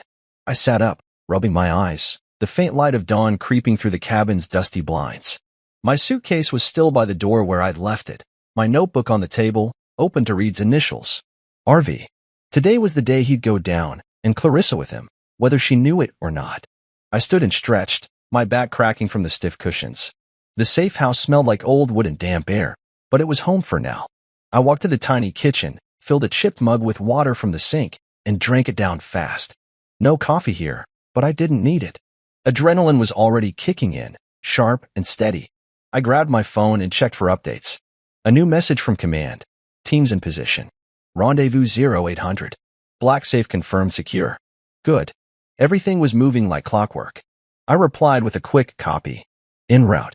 Then I pulled on my boots, grabbed my keys, and headed out. The morning air was crisp, the woods around the cabin silent except for a few birds chirping. My truck sat where I'd parked it, dew clinging to the windshield. I climbed in, started the engine, and let it warm up while I wiped the glass clear with my sleeve. The drive to the rendezvous point wasn't far, about 20 minutes to a warehouse on the edge of town, another spot the Bureau kept off the books. I pulled onto the gravel road, my tires crunching loud in the stillness. My mind drifted back to last night, Clarissa's laugh, Reed's smug grin. I'd spent 17 years with her, building a life, a home, and she'd thrown it away without a second thought. But that wasn't what kept me up. It was the irony of it all. Her new boyfriend wasn't just some random guy. He was my target. See, I'd been working Reed Vallen's case for 3 years. 3 years of late nights, fake identities, and digging through financial records so tangled it'd make your head spin. He was a hedge fund manager on paper, fancy suits, slick hair, the kind of guy who bragged about his yacht at parties. But underneath it, he was dirty, laundering millions through offshore art deals and crypto scams, moving cash for some nasty people. I tracked him across state lines, tapped his calls, watched his every move. And then, 6 months ago, Clarissa brought him home. "This is Reed," she'd said, all smiles, like she'd found gold. My soulmate. I'd nearly choked on my beer. Soulmate? He was my mark. I didn't tell her, of course. Couldn't. My job, my real job, depended on secrecy. She thought I was just some government pencil pusher, and I let her. It was safer that way. The less she knew, the less she could mess up. But I never thought she'd get tangled in it like this. I pulled into the warehouse lot at 7:58 a.m., parking beside a row of black SUVs. Agent Rowan was already there, leaning against his vehicle, a cigarette dangling from his lips. He'd been my partner for 8 years, a wiry guy with a buzz cut and a dry sense of humor. "Morning, sunshine," he said, flicking ash onto the ground. "Rough night?" I shrugged. "You could say that." Inside the warehouse, Director Keller was waiting. He was older, gray hair, sharp eyes, the kind of man who didn't waste words. A table was set up with laptops, maps, and a stack of files, Reed's life in paper form. "You're sure about this?" Keller asked, looking at me over his glasses. "She's your wife." I corrected. "She made her choice." He nodded, no judgment, just facts. Rowan clapped me on the shoulder. "Let's bury this bastard," he said, grinning. I didn't smile back, but I felt it, the fire. This wasn't just about Reed anymore. It was personal. We went over the plan one last time. Surveillance teams were already in place around the house, ready to move at 9 a.m. sharp. Another unit was hitting Reed's office downtown, seizing computers, freezing accounts. The evidence was airtight, bank records, wire transfers, even a recorded call where he bragged about cleaning cash. I built this case brick by brick, and now it was time to knock it all down. Keller handed me a headset. "You're on comms," he said. "Eyes on the feed. Call the shots if it goes sideways." I nodded, slipping it on. My heart was steady, my hands calm. This was what I was good at. I thought about Clarissa again as we loaded up. She'd never seen this side of me, the guy who could take down a criminal empire without blinking. To her, I was just the husband who forgot to mow the lawn sometimes, who worked late and came home quiet. She didn't know about the black safes, the undercover ops, the times I'd stared down worse men than Reed. And she didn't know that her soulmate was about to drag her into a mess she couldn't talk her way out of. I climbed into the van with Rowan, the doors slamming shut behind us. The screens flickered to life, showing live feeds from the house. Clarissa's car was still in the driveway. Reed's too. They had no idea what was coming. The clock hit 8:45 a.m. 15 minutes to go. I leaned back in my seat, watching the screens, my mind clear. This was my world, hidden, sharp, real. Clarissa thought she'd humiliated me last night, kicking me out for her shiny new boyfriend. But she didn't know the secrets I'd buried, the life I'd kept from her. She didn't know that I'd been waiting for this, that Reed walking into our house was the last piece I needed. The van rolled out, tires humming against the pavement. Phase 1 was about to start. And I was ready. The van smelled like stale coffee and metal as we rolled toward the house, the screens in front of me flickering with live feeds. It was 8:55 a.m., 5 minutes until everything kicked off. I adjusted my headset, the static crackling in my ear as Rowan muttered something about traffic. My eyes were locked on the monitors, 2 angles of the house I used to call home. The front porch was quiet, the curtains still drawn. Clarissa's car sat in the driveway next to Reed's flashy BMW. They were probably still asleep, tangled up in the sheets I'd paid for, thinking they'd won. My stomach twisted, but I pushed it down. This wasn't about feelings anymore. This was about the job. The clock hit 9 a.m., and the radio buzzed to life. Team Alpha in position, a voice said. Team Beta, office site secured. Awaiting your go. I took a breath, my voice steady. Go, I said. And just like that, it started. On the screen, 3 black SUVs pulled up fast, tires screeching as agents spilled out, vests on, guns ready but low. They moved like a machine, 2 to the front door, 2 around back, 1 on lookout. I watched as Agent Torres, a guy I'd trained with years ago, banged on the door. FBI, search warrant. Open up. His voice was loud, sharp, cutting through the morning quiet. For a second, nothing happened. Then the curtains twitched, and I saw Clarissa's face peek out, her eyes wide and sleepy. She opened the door a crack, still in her robe, her hair messy from sleep. What's going on? She asked, her voice shaky. Torres didn't waste time. FBI. We have a warrant. Step aside. He pushed past her, the team following, and I saw her stumble back, clutching the robe tighter. Reed came stumbling down the stairs a second later, shirtless, his hair sticking up. What the hell is this? He yelled, but the moment he saw the badges, his face went pale. He bolted toward the back door, stupid move. 2 agents were already there, grabbing him before he made it 10 steps. I heard the cuffs click through the comms, a satisfying sound. Reed Vallon, you're under arrest, one of them said, reading off the charges, racketeering, money laundering, fraud. His mouth opened, but nothing came out. Clarissa was screaming now, her voice shrill on the feed. What the hell is going on? Somebody tell me. She spun around, looking at the agents tearing through the house, ripping open drawers, bagging laptops, flipping cushions. Nobody answered her. They didn't have to. I watched her sink onto the couch, her hands shaking, her eyes darting everywhere. She didn't get it yet, but she would soon. On the second screen, the office raid was in full swing, Reed's downtown setup, all glass and steel, swarming with agents. His staff stood frozen as computers were unplugged, files boxed up, accounts locked down. I leaned closer, my pulse steady. This was it, the takedown I'd spent 3 years building. Office secure, Beta team reported. Evidence in hand. Heading to processing. I nodded, even though they couldn't see me. Copy, I said. Alpha, status? Torres's voice came back. How secure? Subject in custody. Secondary occupant detained for questioning. Secondary occupant. That was Clarissa. I saw her on the feed, an agent standing over her, asking questions she couldn't answer. I don't know anything. She kept saying, her voice breaking. This is my house. You can't do this. But they could. They had the warrant, the evidence, the years of work I'd put in. She didn't know it was me behind it all, not yet. Rowan nudged me, pointing at the screen. She's losing it, he said, almost laughing. I didn't smile. Watching her fall apart wasn't fun. It was just necessary. The agents found a safe in the bedroom, my bedroom, hidden behind a painting I'd hung years ago. They cracked it open, pulling out stacks of cash, a burner phone, some papers I couldn't make out. Reed's stash, no doubt. Clarissa's face went white when she saw it. "That's not mine," she yelled. I don't know where that came from. Maybe she didn't. But it didn't matter. She'd let him in, taken his gifts, played along. That made her part of it, whether she meant to or not. The feed showed Reed in cuffs now, shoved into the back of an SUV. He was sweating, his cocky grin long gone. "I want my lawyer," he kept saying, like that'd save him. It wouldn't. We had him cold, bank records, wiretaps, witnesses. 3 years of my life boiled down to this moment. I leaned back in the van's chair, the headset pressing against my ear. The house was a mess now, furniture overturned, closets emptied. Clarissa sat there, head in her hands, crying. An agent handed her a tissue, but she didn't take it. She just kept muttering, "This can't be happening." I thought about last night, her laughing, telling me to leave. She thought she was in control, that she'd humiliated me. Now look at her. The radio crackled again. "Alpha Team, evidence secured. Moving to transport." I glanced at Rowan. "Office hall?" I asked. He grinned. "Enough to bury him for 20 years. Maybe more." I nodded. "Good."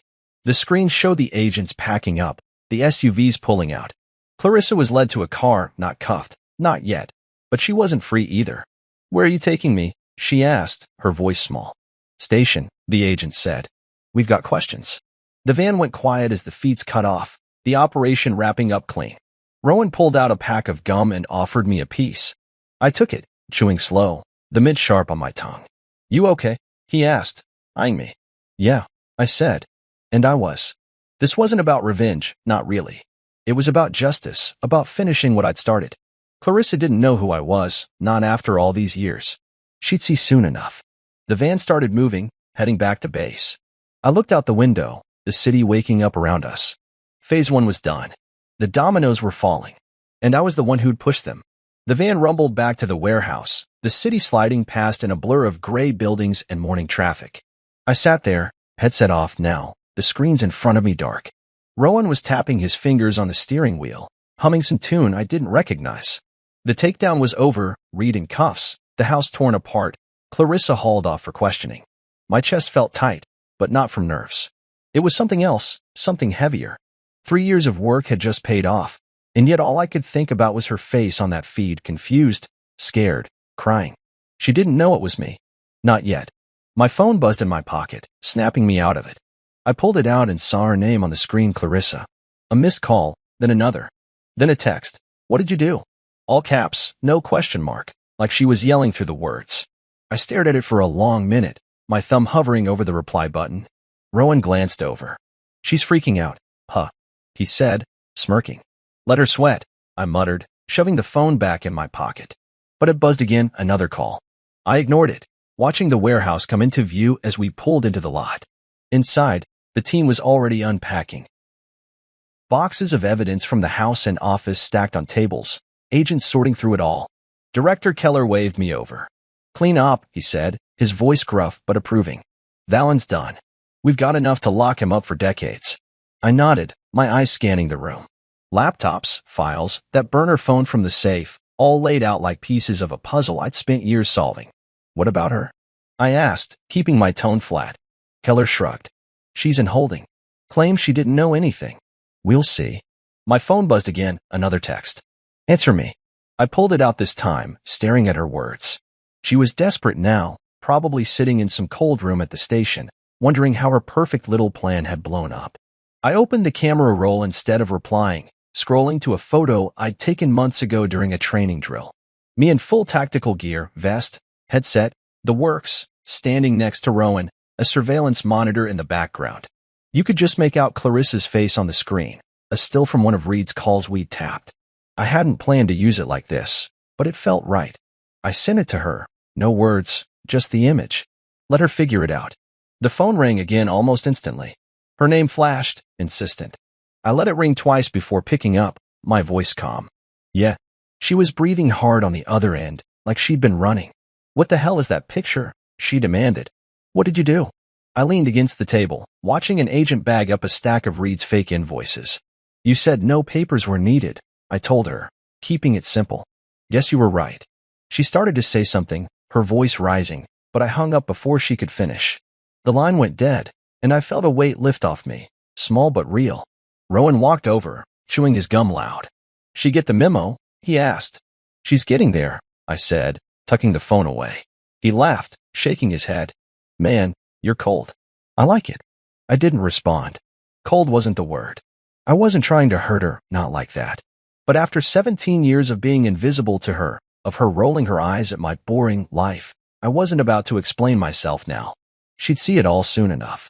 Keller called us into a briefing room, a small space with a whiteboard and a few chairs. The screens were back on, showing footage from the house raid looped on mute. "Valen's in processing," he said, pointing at a file. "Singing already, trying to cut a deal." I wasn't surprised. Guys like Reed always folded when the cuffs went on. "What's he saying?" I asked. Keller flipped open the folder. Claims she knew the wife. Says she was in on the accounts, the gifts. Trying to pin it on her. My jaw tightened. "She didn't," I said, firm. "She's clueless, not crooked." Keller raised an eyebrow but didn't argue.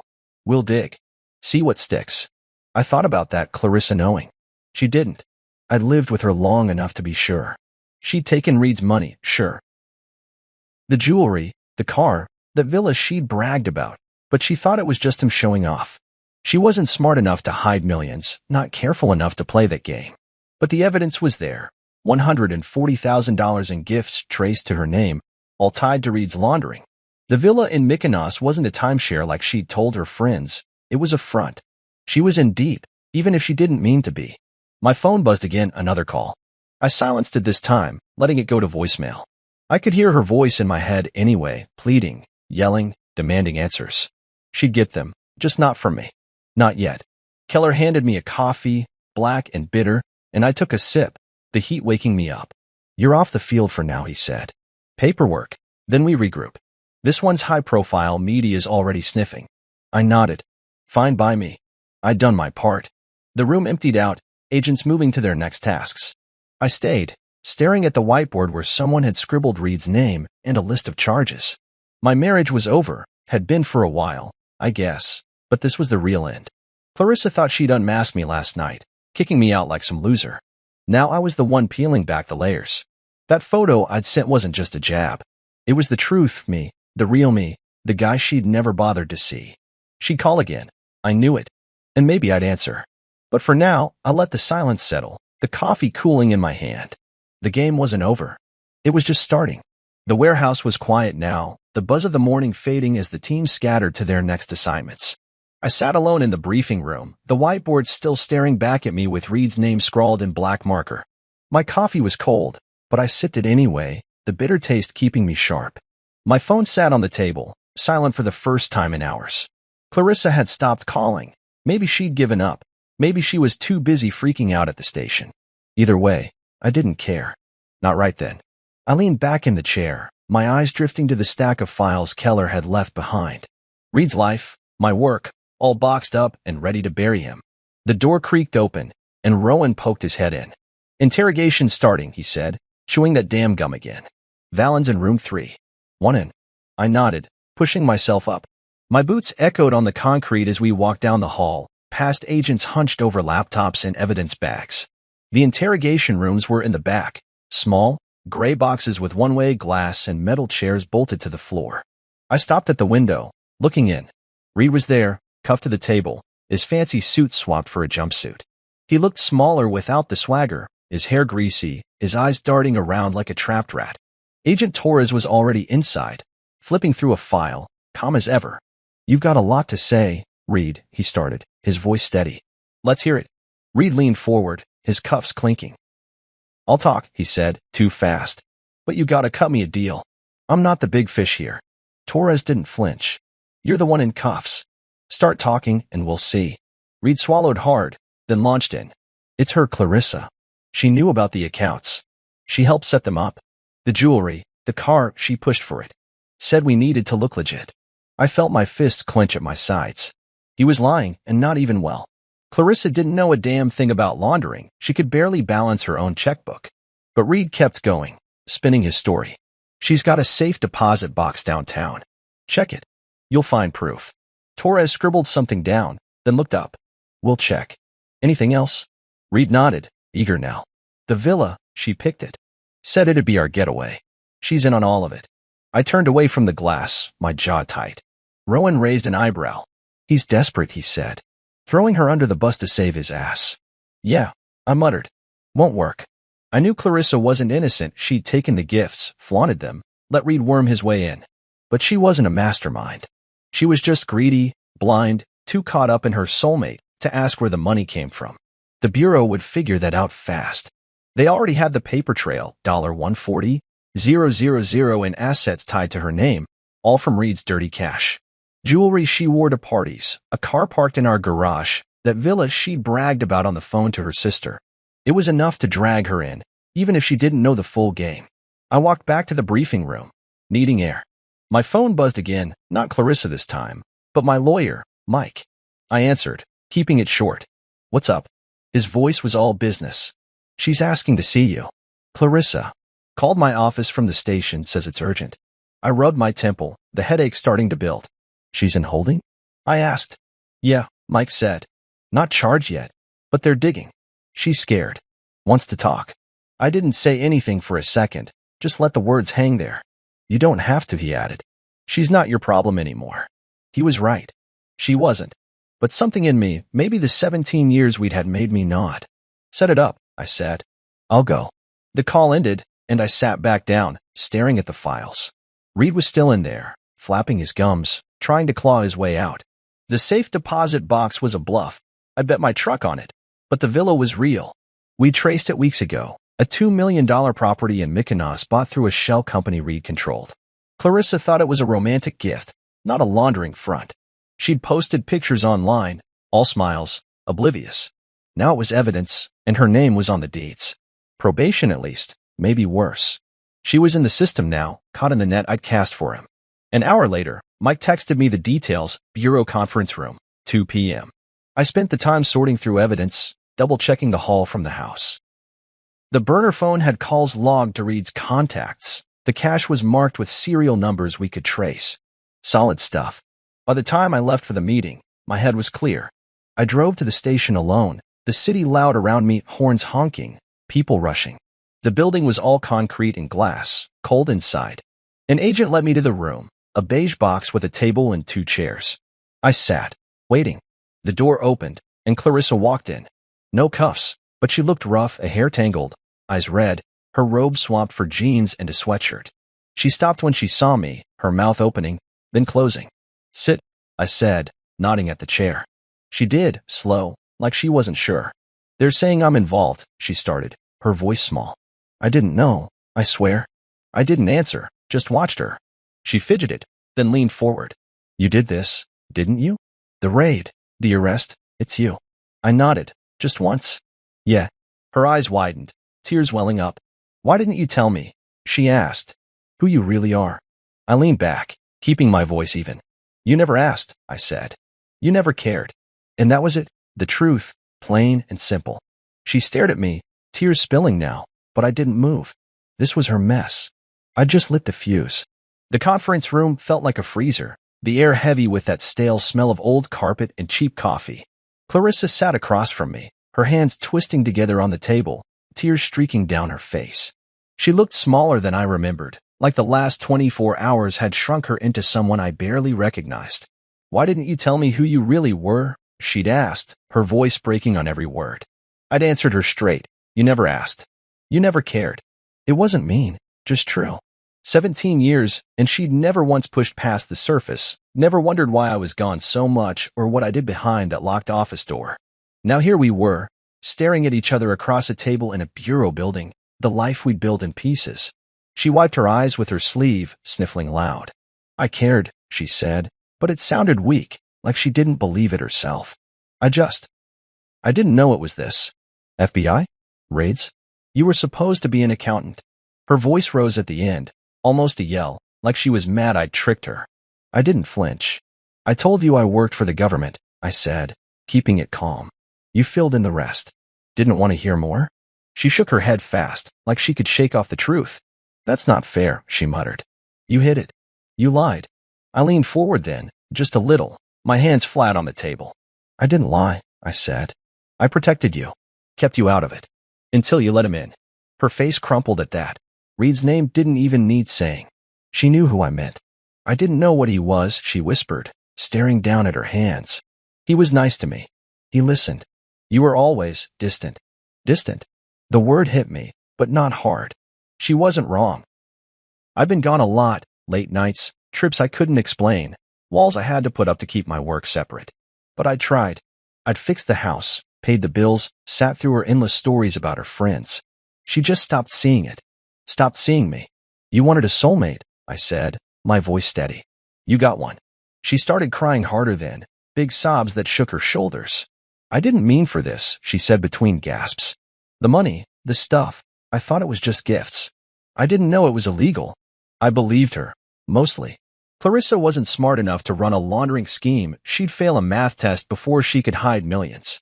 But she'd taken it all anyway, the jewelry, the car, that villa she'd bragged about. Greed made her blind, not brains. They're saying I could go to jail, she went on, looking up at me with wet, desperate eyes. You have to help me. Please. I didn't move, didn't soften. I can't, I said, simple as that. You're in it now. They've got evidence, your name on accounts, property. You took his money. She shook her head again, frantic. But I didn't know. You know I didn't. Tell them. Her voice was loud now, echoing off the beige walls. I stayed quiet for a second, letting her words hang there.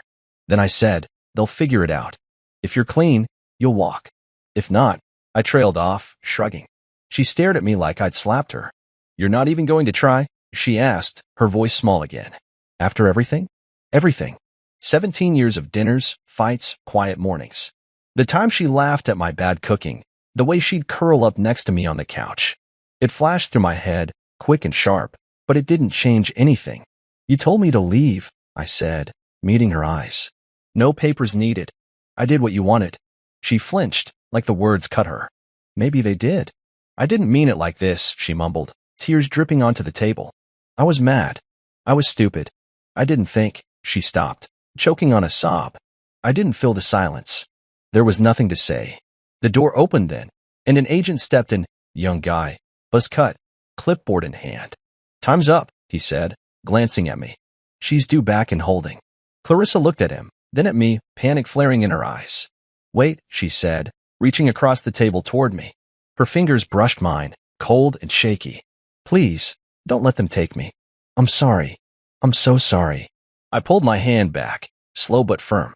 I can't fix this, I told her. You made your choices. The agent stepped closer, motioning for her to stand. She did, wobbly, her face a mess of tears and mascara. As he let her out, she turned back one last time. I didn't know you, she said, her voice breaking. I should have. I didn't.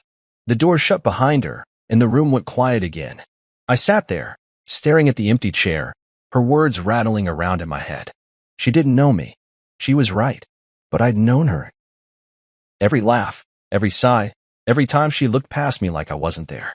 17 years, and she'd never seen me clear until now, when it was too late. I stood up, my chair scraping the floor. The agent at the door nodded at me, and I walked out, the hallway cold and gray. My phone buzzed. Mike again. She's a wreck. You good? I texted back a quick, yeah. And I was. Not happy, not sad, just done. Clarissa wanted forgiveness, a lifeline, but I didn't have it to give. Not out of spite, just truth. She'd built this mess with Reed, brick by brick, and I'd torn it down. Now she'd face it. I headed back to the warehouse, the weight of her tears still on me, but lighter than before. She saw me now. Too bad it took this to make it happen. I left the station and drove back to the warehouse, the city humming around me as the afternoon sun climbed higher. The air in the truck was warm, the heater rattling like it always did, but I kept the window cracked anyway, letting the breeze cut through. My hands were steady on the wheel, my mind replaying that meeting with Clarissa, her tears, her shaky voice, the way she'd reach for me like I could pull her out of the hole she'd dug. I'm sorry, she'd said, over and over, like it could undo everything. It couldn't. I didn't feel bad about that, not really. She'd made her bed, and now she was lying in it. Me? I was just the guy who'd flipped the lights on. Back at the warehouse, the team was still sorting through evidence, the tables piled high with boxes and bags. Rowan waved me over, his gum snapping loud. Valen's sentencing set, he said, handing me a folder. Court pushed it through fast, 22 years. Racketeering, fraud, conspiracy. Done deal. I flipped it open, scanning the pages. Reed had tried to bargain, pointing fingers at Clarissa and anyone else he could think of, but the evidence was too strong, my evidence. Bank records, tapped calls, witnesses who'd flipped. 3 years of my life, wrapped up in a judge's gavel. Good, I said, closing the folder. He's out. What about her? Rowan asked, leaning against the table. I shrew. 3 years, plus some financial ethics class they're making her take. No jail. He whistled low. Lucky break. Thought she'd get more with all that cash tied to her. I nodded, but didn't say much. The $140,000 in gifts, the jewelry, the car, the villa had her name all over it, but the Bureau knew she wasn't the brains. Just the fool who'd taken the bait. 3 years of probation was light, considering. She dodged the worst, but her life was still wrecked. The media had already latched on, TVs in the warehouse were muted, but I could see the headlines flashing. Wife of undercover FBI agent caught in high-profile takedown. My name was in there too, though I'd told them no interviews. Reporters had been calling all day, leaving voicemails I deleted without listening. I didn't need the spotlight. Never did. Watching Reed get hauled off and Clarissa's world crumble was enough. Justice didn't need a camera crew. I grabbed a water from the fridge and sat down, letting the noise of the room fade into the background. Keller walked over, his glasses perched on his nose. Press is eating this up, he said, nodding at the screens. You sure you don't want to say something? Looks good for the Bureau. I shook my head. Let them run their stories. I'm done talking. He studied me for a second, then nodded. Fair enough. You've earned that. He dropped a new file on the table thicker than Reed's. Next case, he said. Whenever you're ready. I didn't open it, just tapped it with my finger. Soon, I said. He walked off, leaving me with the hum of the warehouse in my thoughts. Clarissa's face kept popping up in my head, not the crying wreck from the conference room, but the way she looked last night, laughing as she told me to leave. No divorce papers needed, she'd said, so sure she'd won. Now she was on probation, her boyfriend locked up, her name plastered across every news channel. The house was gone too, seized by the feds, set to be auctioned off with the villa and everything else Reed had touched. She'd moved in with her sister, last I heard. No more fancy cars, no more trips. Just a small apartment and a court-ordered class on how not to be a fool with money. I stood up, stretching my legs, and walked over to the evidence tables. The stuff from the house was there, my old laptop, the safe's contents, even a photo frame I'd hung in the hall. Me and Clarissa at the beach, smiling like we meant it. I picked it up, running my thumb over the glass. That was a long time ago, back when she still looked at me like I mattered. I set it back down, face first, and turned away. No point in holding on to it. The past was done, and I wasn't the type to dwell. My phone buzzed. Mike, my lawyer. Press keeps calling. You sure no comment? I texted back. Sure. Let it die down. He replied with a thumbs up, and I pocketed the phone. The warehouse was slowing down now, agents heading out, the day winding to a close. Rowan came over again, tossing his gum wrapper in the trash. Beer? He asked. Team's hitting the bar later. Celebrate. I thought about it. Cold bottle, loud laughs, a chance to shake this off. Yeah, I said. I'm in. We left the warehouse as the sun dipped low, the sky turning orange over the city. The bar was a dive a few blocks away, all sticky floors and neon signs. The team was already there. Torres, a couple others, Keller even showed up for a round. They raised their glasses when I walked in, cheering like I'd won something big. To the man who took down Valen. Rowan yelled, and I let myself smile, just a little. The beer was cold, the chatter loud, and for the first time in months, I felt light. No more hiding, no more pretending. Reed was gone, Clarissa was out, and I was still standing. The night stretched on, the bar emptying out slow. I stayed until last call, nursing a second beer, watching the team laugh and swap stories. This was my life now, work, purpose, people who got it. Clarissa had her sentencing, her probation, her sister's couch. I had this, and it was enough. I paid my tab, stepped outside, and breathed in the cool night air. The headlines would fade, the calls would stop. Tomorrow, I'd open that new file. Tonight, I just walked home, the city quiet around me, feeling like myself again. The morning after the bar, I woke up in my new apartment, a small place downtown, all bare walls and unpacked boxes. The bed was just a mattress on the floor, but it was mine, no traces of Clarissa or the life we'd had. Sunlight slipped through the blinds, hitting my eyes, and I groaned. rolling over to check my phone. It was 7:30 a.m., later than I'd meant to sleep. A text from Rowan sat unread. Good night? Huh? Team's still buzzing. I smirked, tossing the phone aside. Last night had been loud, beers, laughs, the team treating me like some hero. It felt good, but now it was back to reality. I got up, my joints stiff from the mattress, and shuffled to the kitchen. The coffee maker was still in a box somewhere, so I boiled water in a pot and dumped in some instant grounds. It tasted like dirt, but it did the job. I leaned against the counter, sipping slow, staring out the window at the city waking up. Cars honked below, people rushed along the sidewalks. My old life, the house, Clarissa, the pretending was gone. The feds had seized it all, the house sold at auction, the villa in Mykonos too. Last I heard, the money went as some victim fund. Didn't matter to me. I didn't want it back. My phone buzzed again, Keller this time. Office, 9 o'clock. Promotions official. I set the mug down, a small grin tugging at my lips. Head of Covert Financial Crimes. After the Reed takedown, they'd pushed it through fast, more responsibility, more cases, a bigger desk. I'd earned it, sure, but it still felt strange. 17 years of hiding who I was, and now I was stepping up, out in the open. Well, as open as this job got. I showered quick, the water lukewarm, and pulled on a clean shirt and jeans. No suit today, just a meeting, no field work. I grabbed my keys and headed out. The bureau office was a 20-minute drive, all glass and steel, humming with quiet energy. I parked in the garage, nodding at the guard who waved me through. Inside, the place smelled like paper and disinfectant, same as always. Keller was waiting in his office, a corner room with a view of the skyline. Sit, he said, pointing at a chair. I did, and he slid a badge across the desk, my name, new title etched below it. Head of Covert, he said, leaning back. You're running the show now. Pick your team, set your cases. Budget's yours too. I picked up the badge, the weight of it solid in my hand. Thanks, I said, meaning it. He nodded, no fuss. Don't screw it up. The team threw a small celebration later, coffee and donuts in the break room, a few claps on the back. Rowan grinned, holding up a cruller. To the boss, he said, and the others laughed. Torres was there, a couple new faces too. They'd all heard about Reed, the raid, the headlines. You're a legend now, one of the rookies said, half joking. I shrugged it off. Just did the job, I told him, grabbing a donut. But inside, it hit me, this was respect, real and earned. Not the quiet nods I'd gotten as Clarissa's husband, the guy who fixed the sink and mowed the lawn. This was different.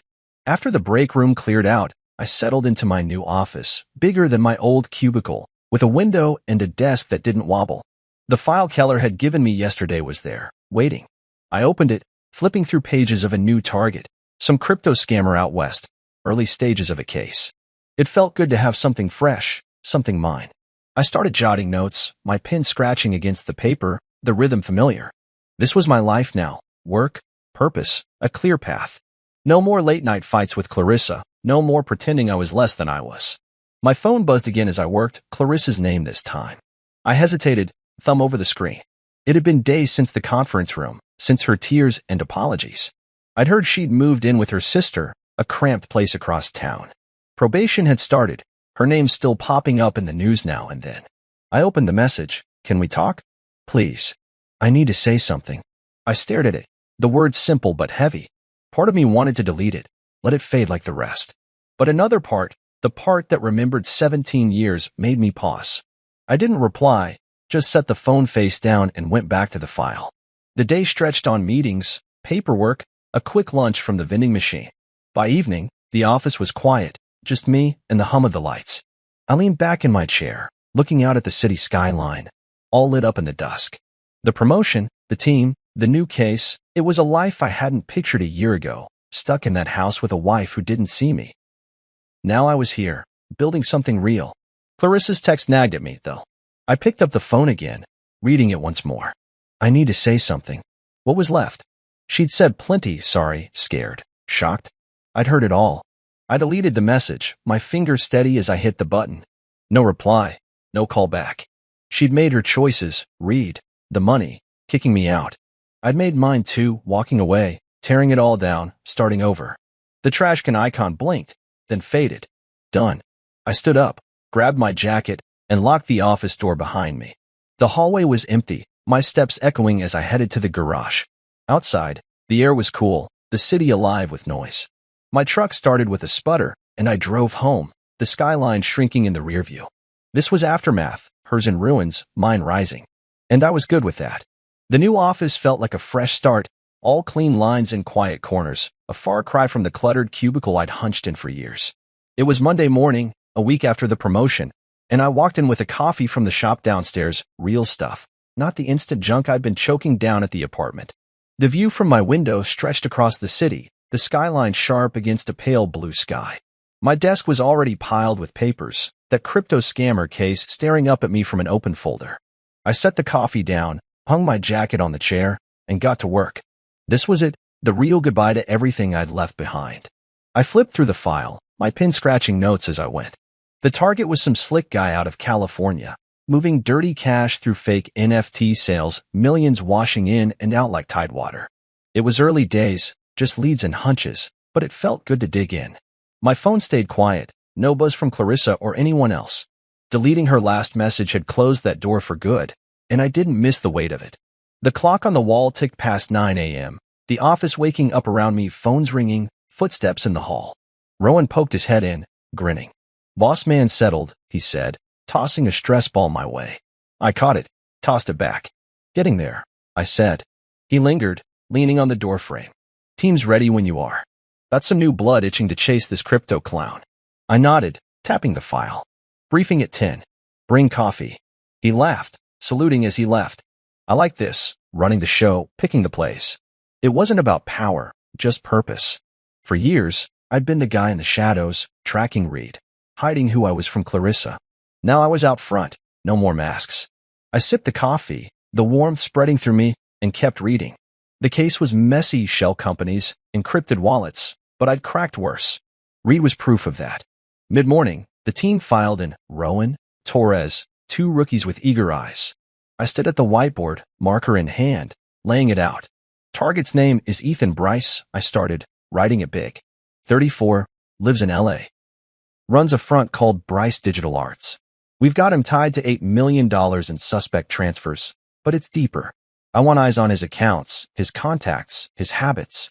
They nodded, taking notes, the room buzzing with focus. Rowan smirked. "Another read, huh?" I shook my head. "Smarter. Quieter. We move slow, build it tight." The briefing stretched an hour, questions flying, plans forming. By the end, I felt that old fire kicking in, sharp, steady, alive. Lunch was a sandwich at my desk, crumbs falling on the file as I cross-checked leads. The afternoon blurred into calls and emails, pulling strings to get warrants, tapping sources for dirt on Bryce. It was steady work, the kind that kept my head clear. No room for Clarissa's voice, her tears, her "I'm sorry" echoing back. She was gone, probation, her sister's couch, a life I didn't fit in anymore. The house was sold, the villa too, all traces of us wiped clean. I didn't check the news much, but I knew the headlines had faded. Wife of undercover agent was old gossip now. Good. Around 5 p.m., I leaned back, stretching my neck. The office was emptying out, the hum of the day winding down. I grabbed my coffee mug, empty now, and walked to the break room to rinse it. Torres was there, fiddling with the vending machine. "Good first day, boss?" he asked, kicking the thing until a candy bar dropped. "Yeah," I said, running water over the mug. "Solid start." He nodded, ripping open the wrapper. Heard Valen's appealing. "Won't stick, though." I shrugged, drying my hands. "Let him try?" "He's done." Torres grinned, heading out, and I stood there a minute, the sink dripping behind me. Reed could appeal all he wanted. 22 years wasn't budging. My work was ironclad.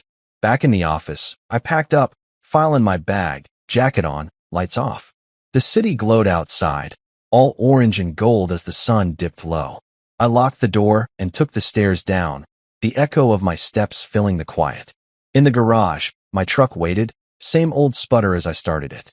The drive home was smooth, traffic thinning out, the radio playing some song I didn't know. My apartment was dark when I got in, just the hum of the fridge greeting me. I dropped my bag, kicked off my boots, and poured a glass of water. No beer tonight, just calm. I stood by the window, looking out at the street below. People walked dogs, cars rolled by, life kept moving. Clarissa's words from months ago floated up. No divorce papers needed. Just leave. I had left the house. The lies, the man she'd boxed me into. She'd laughed then, thinking she'd won. But I'd walked away with more than she'd ever know. Dignity, purpose, a life that fit. The warrant I'd served wasn't just for Reed. It was for me too, cutting free the weight of her disrespect. I didn't need a lawyer to sign it off. I'd done it myself. The glass was cool in my hand as I took a sip, the city lights flickering outside. The crypto case sat in my bag, a new beginning waiting. Another con man, another chase, another chance to do what I was good at. I smiled, small but real, and set the glass down. The mattress wasn't much, but it'd do. I lay back, arms behind my head, the ceiling blank above me. No ghosts here, just me, the job, the road ahead. Clarissa had her goodbye, messy and loud.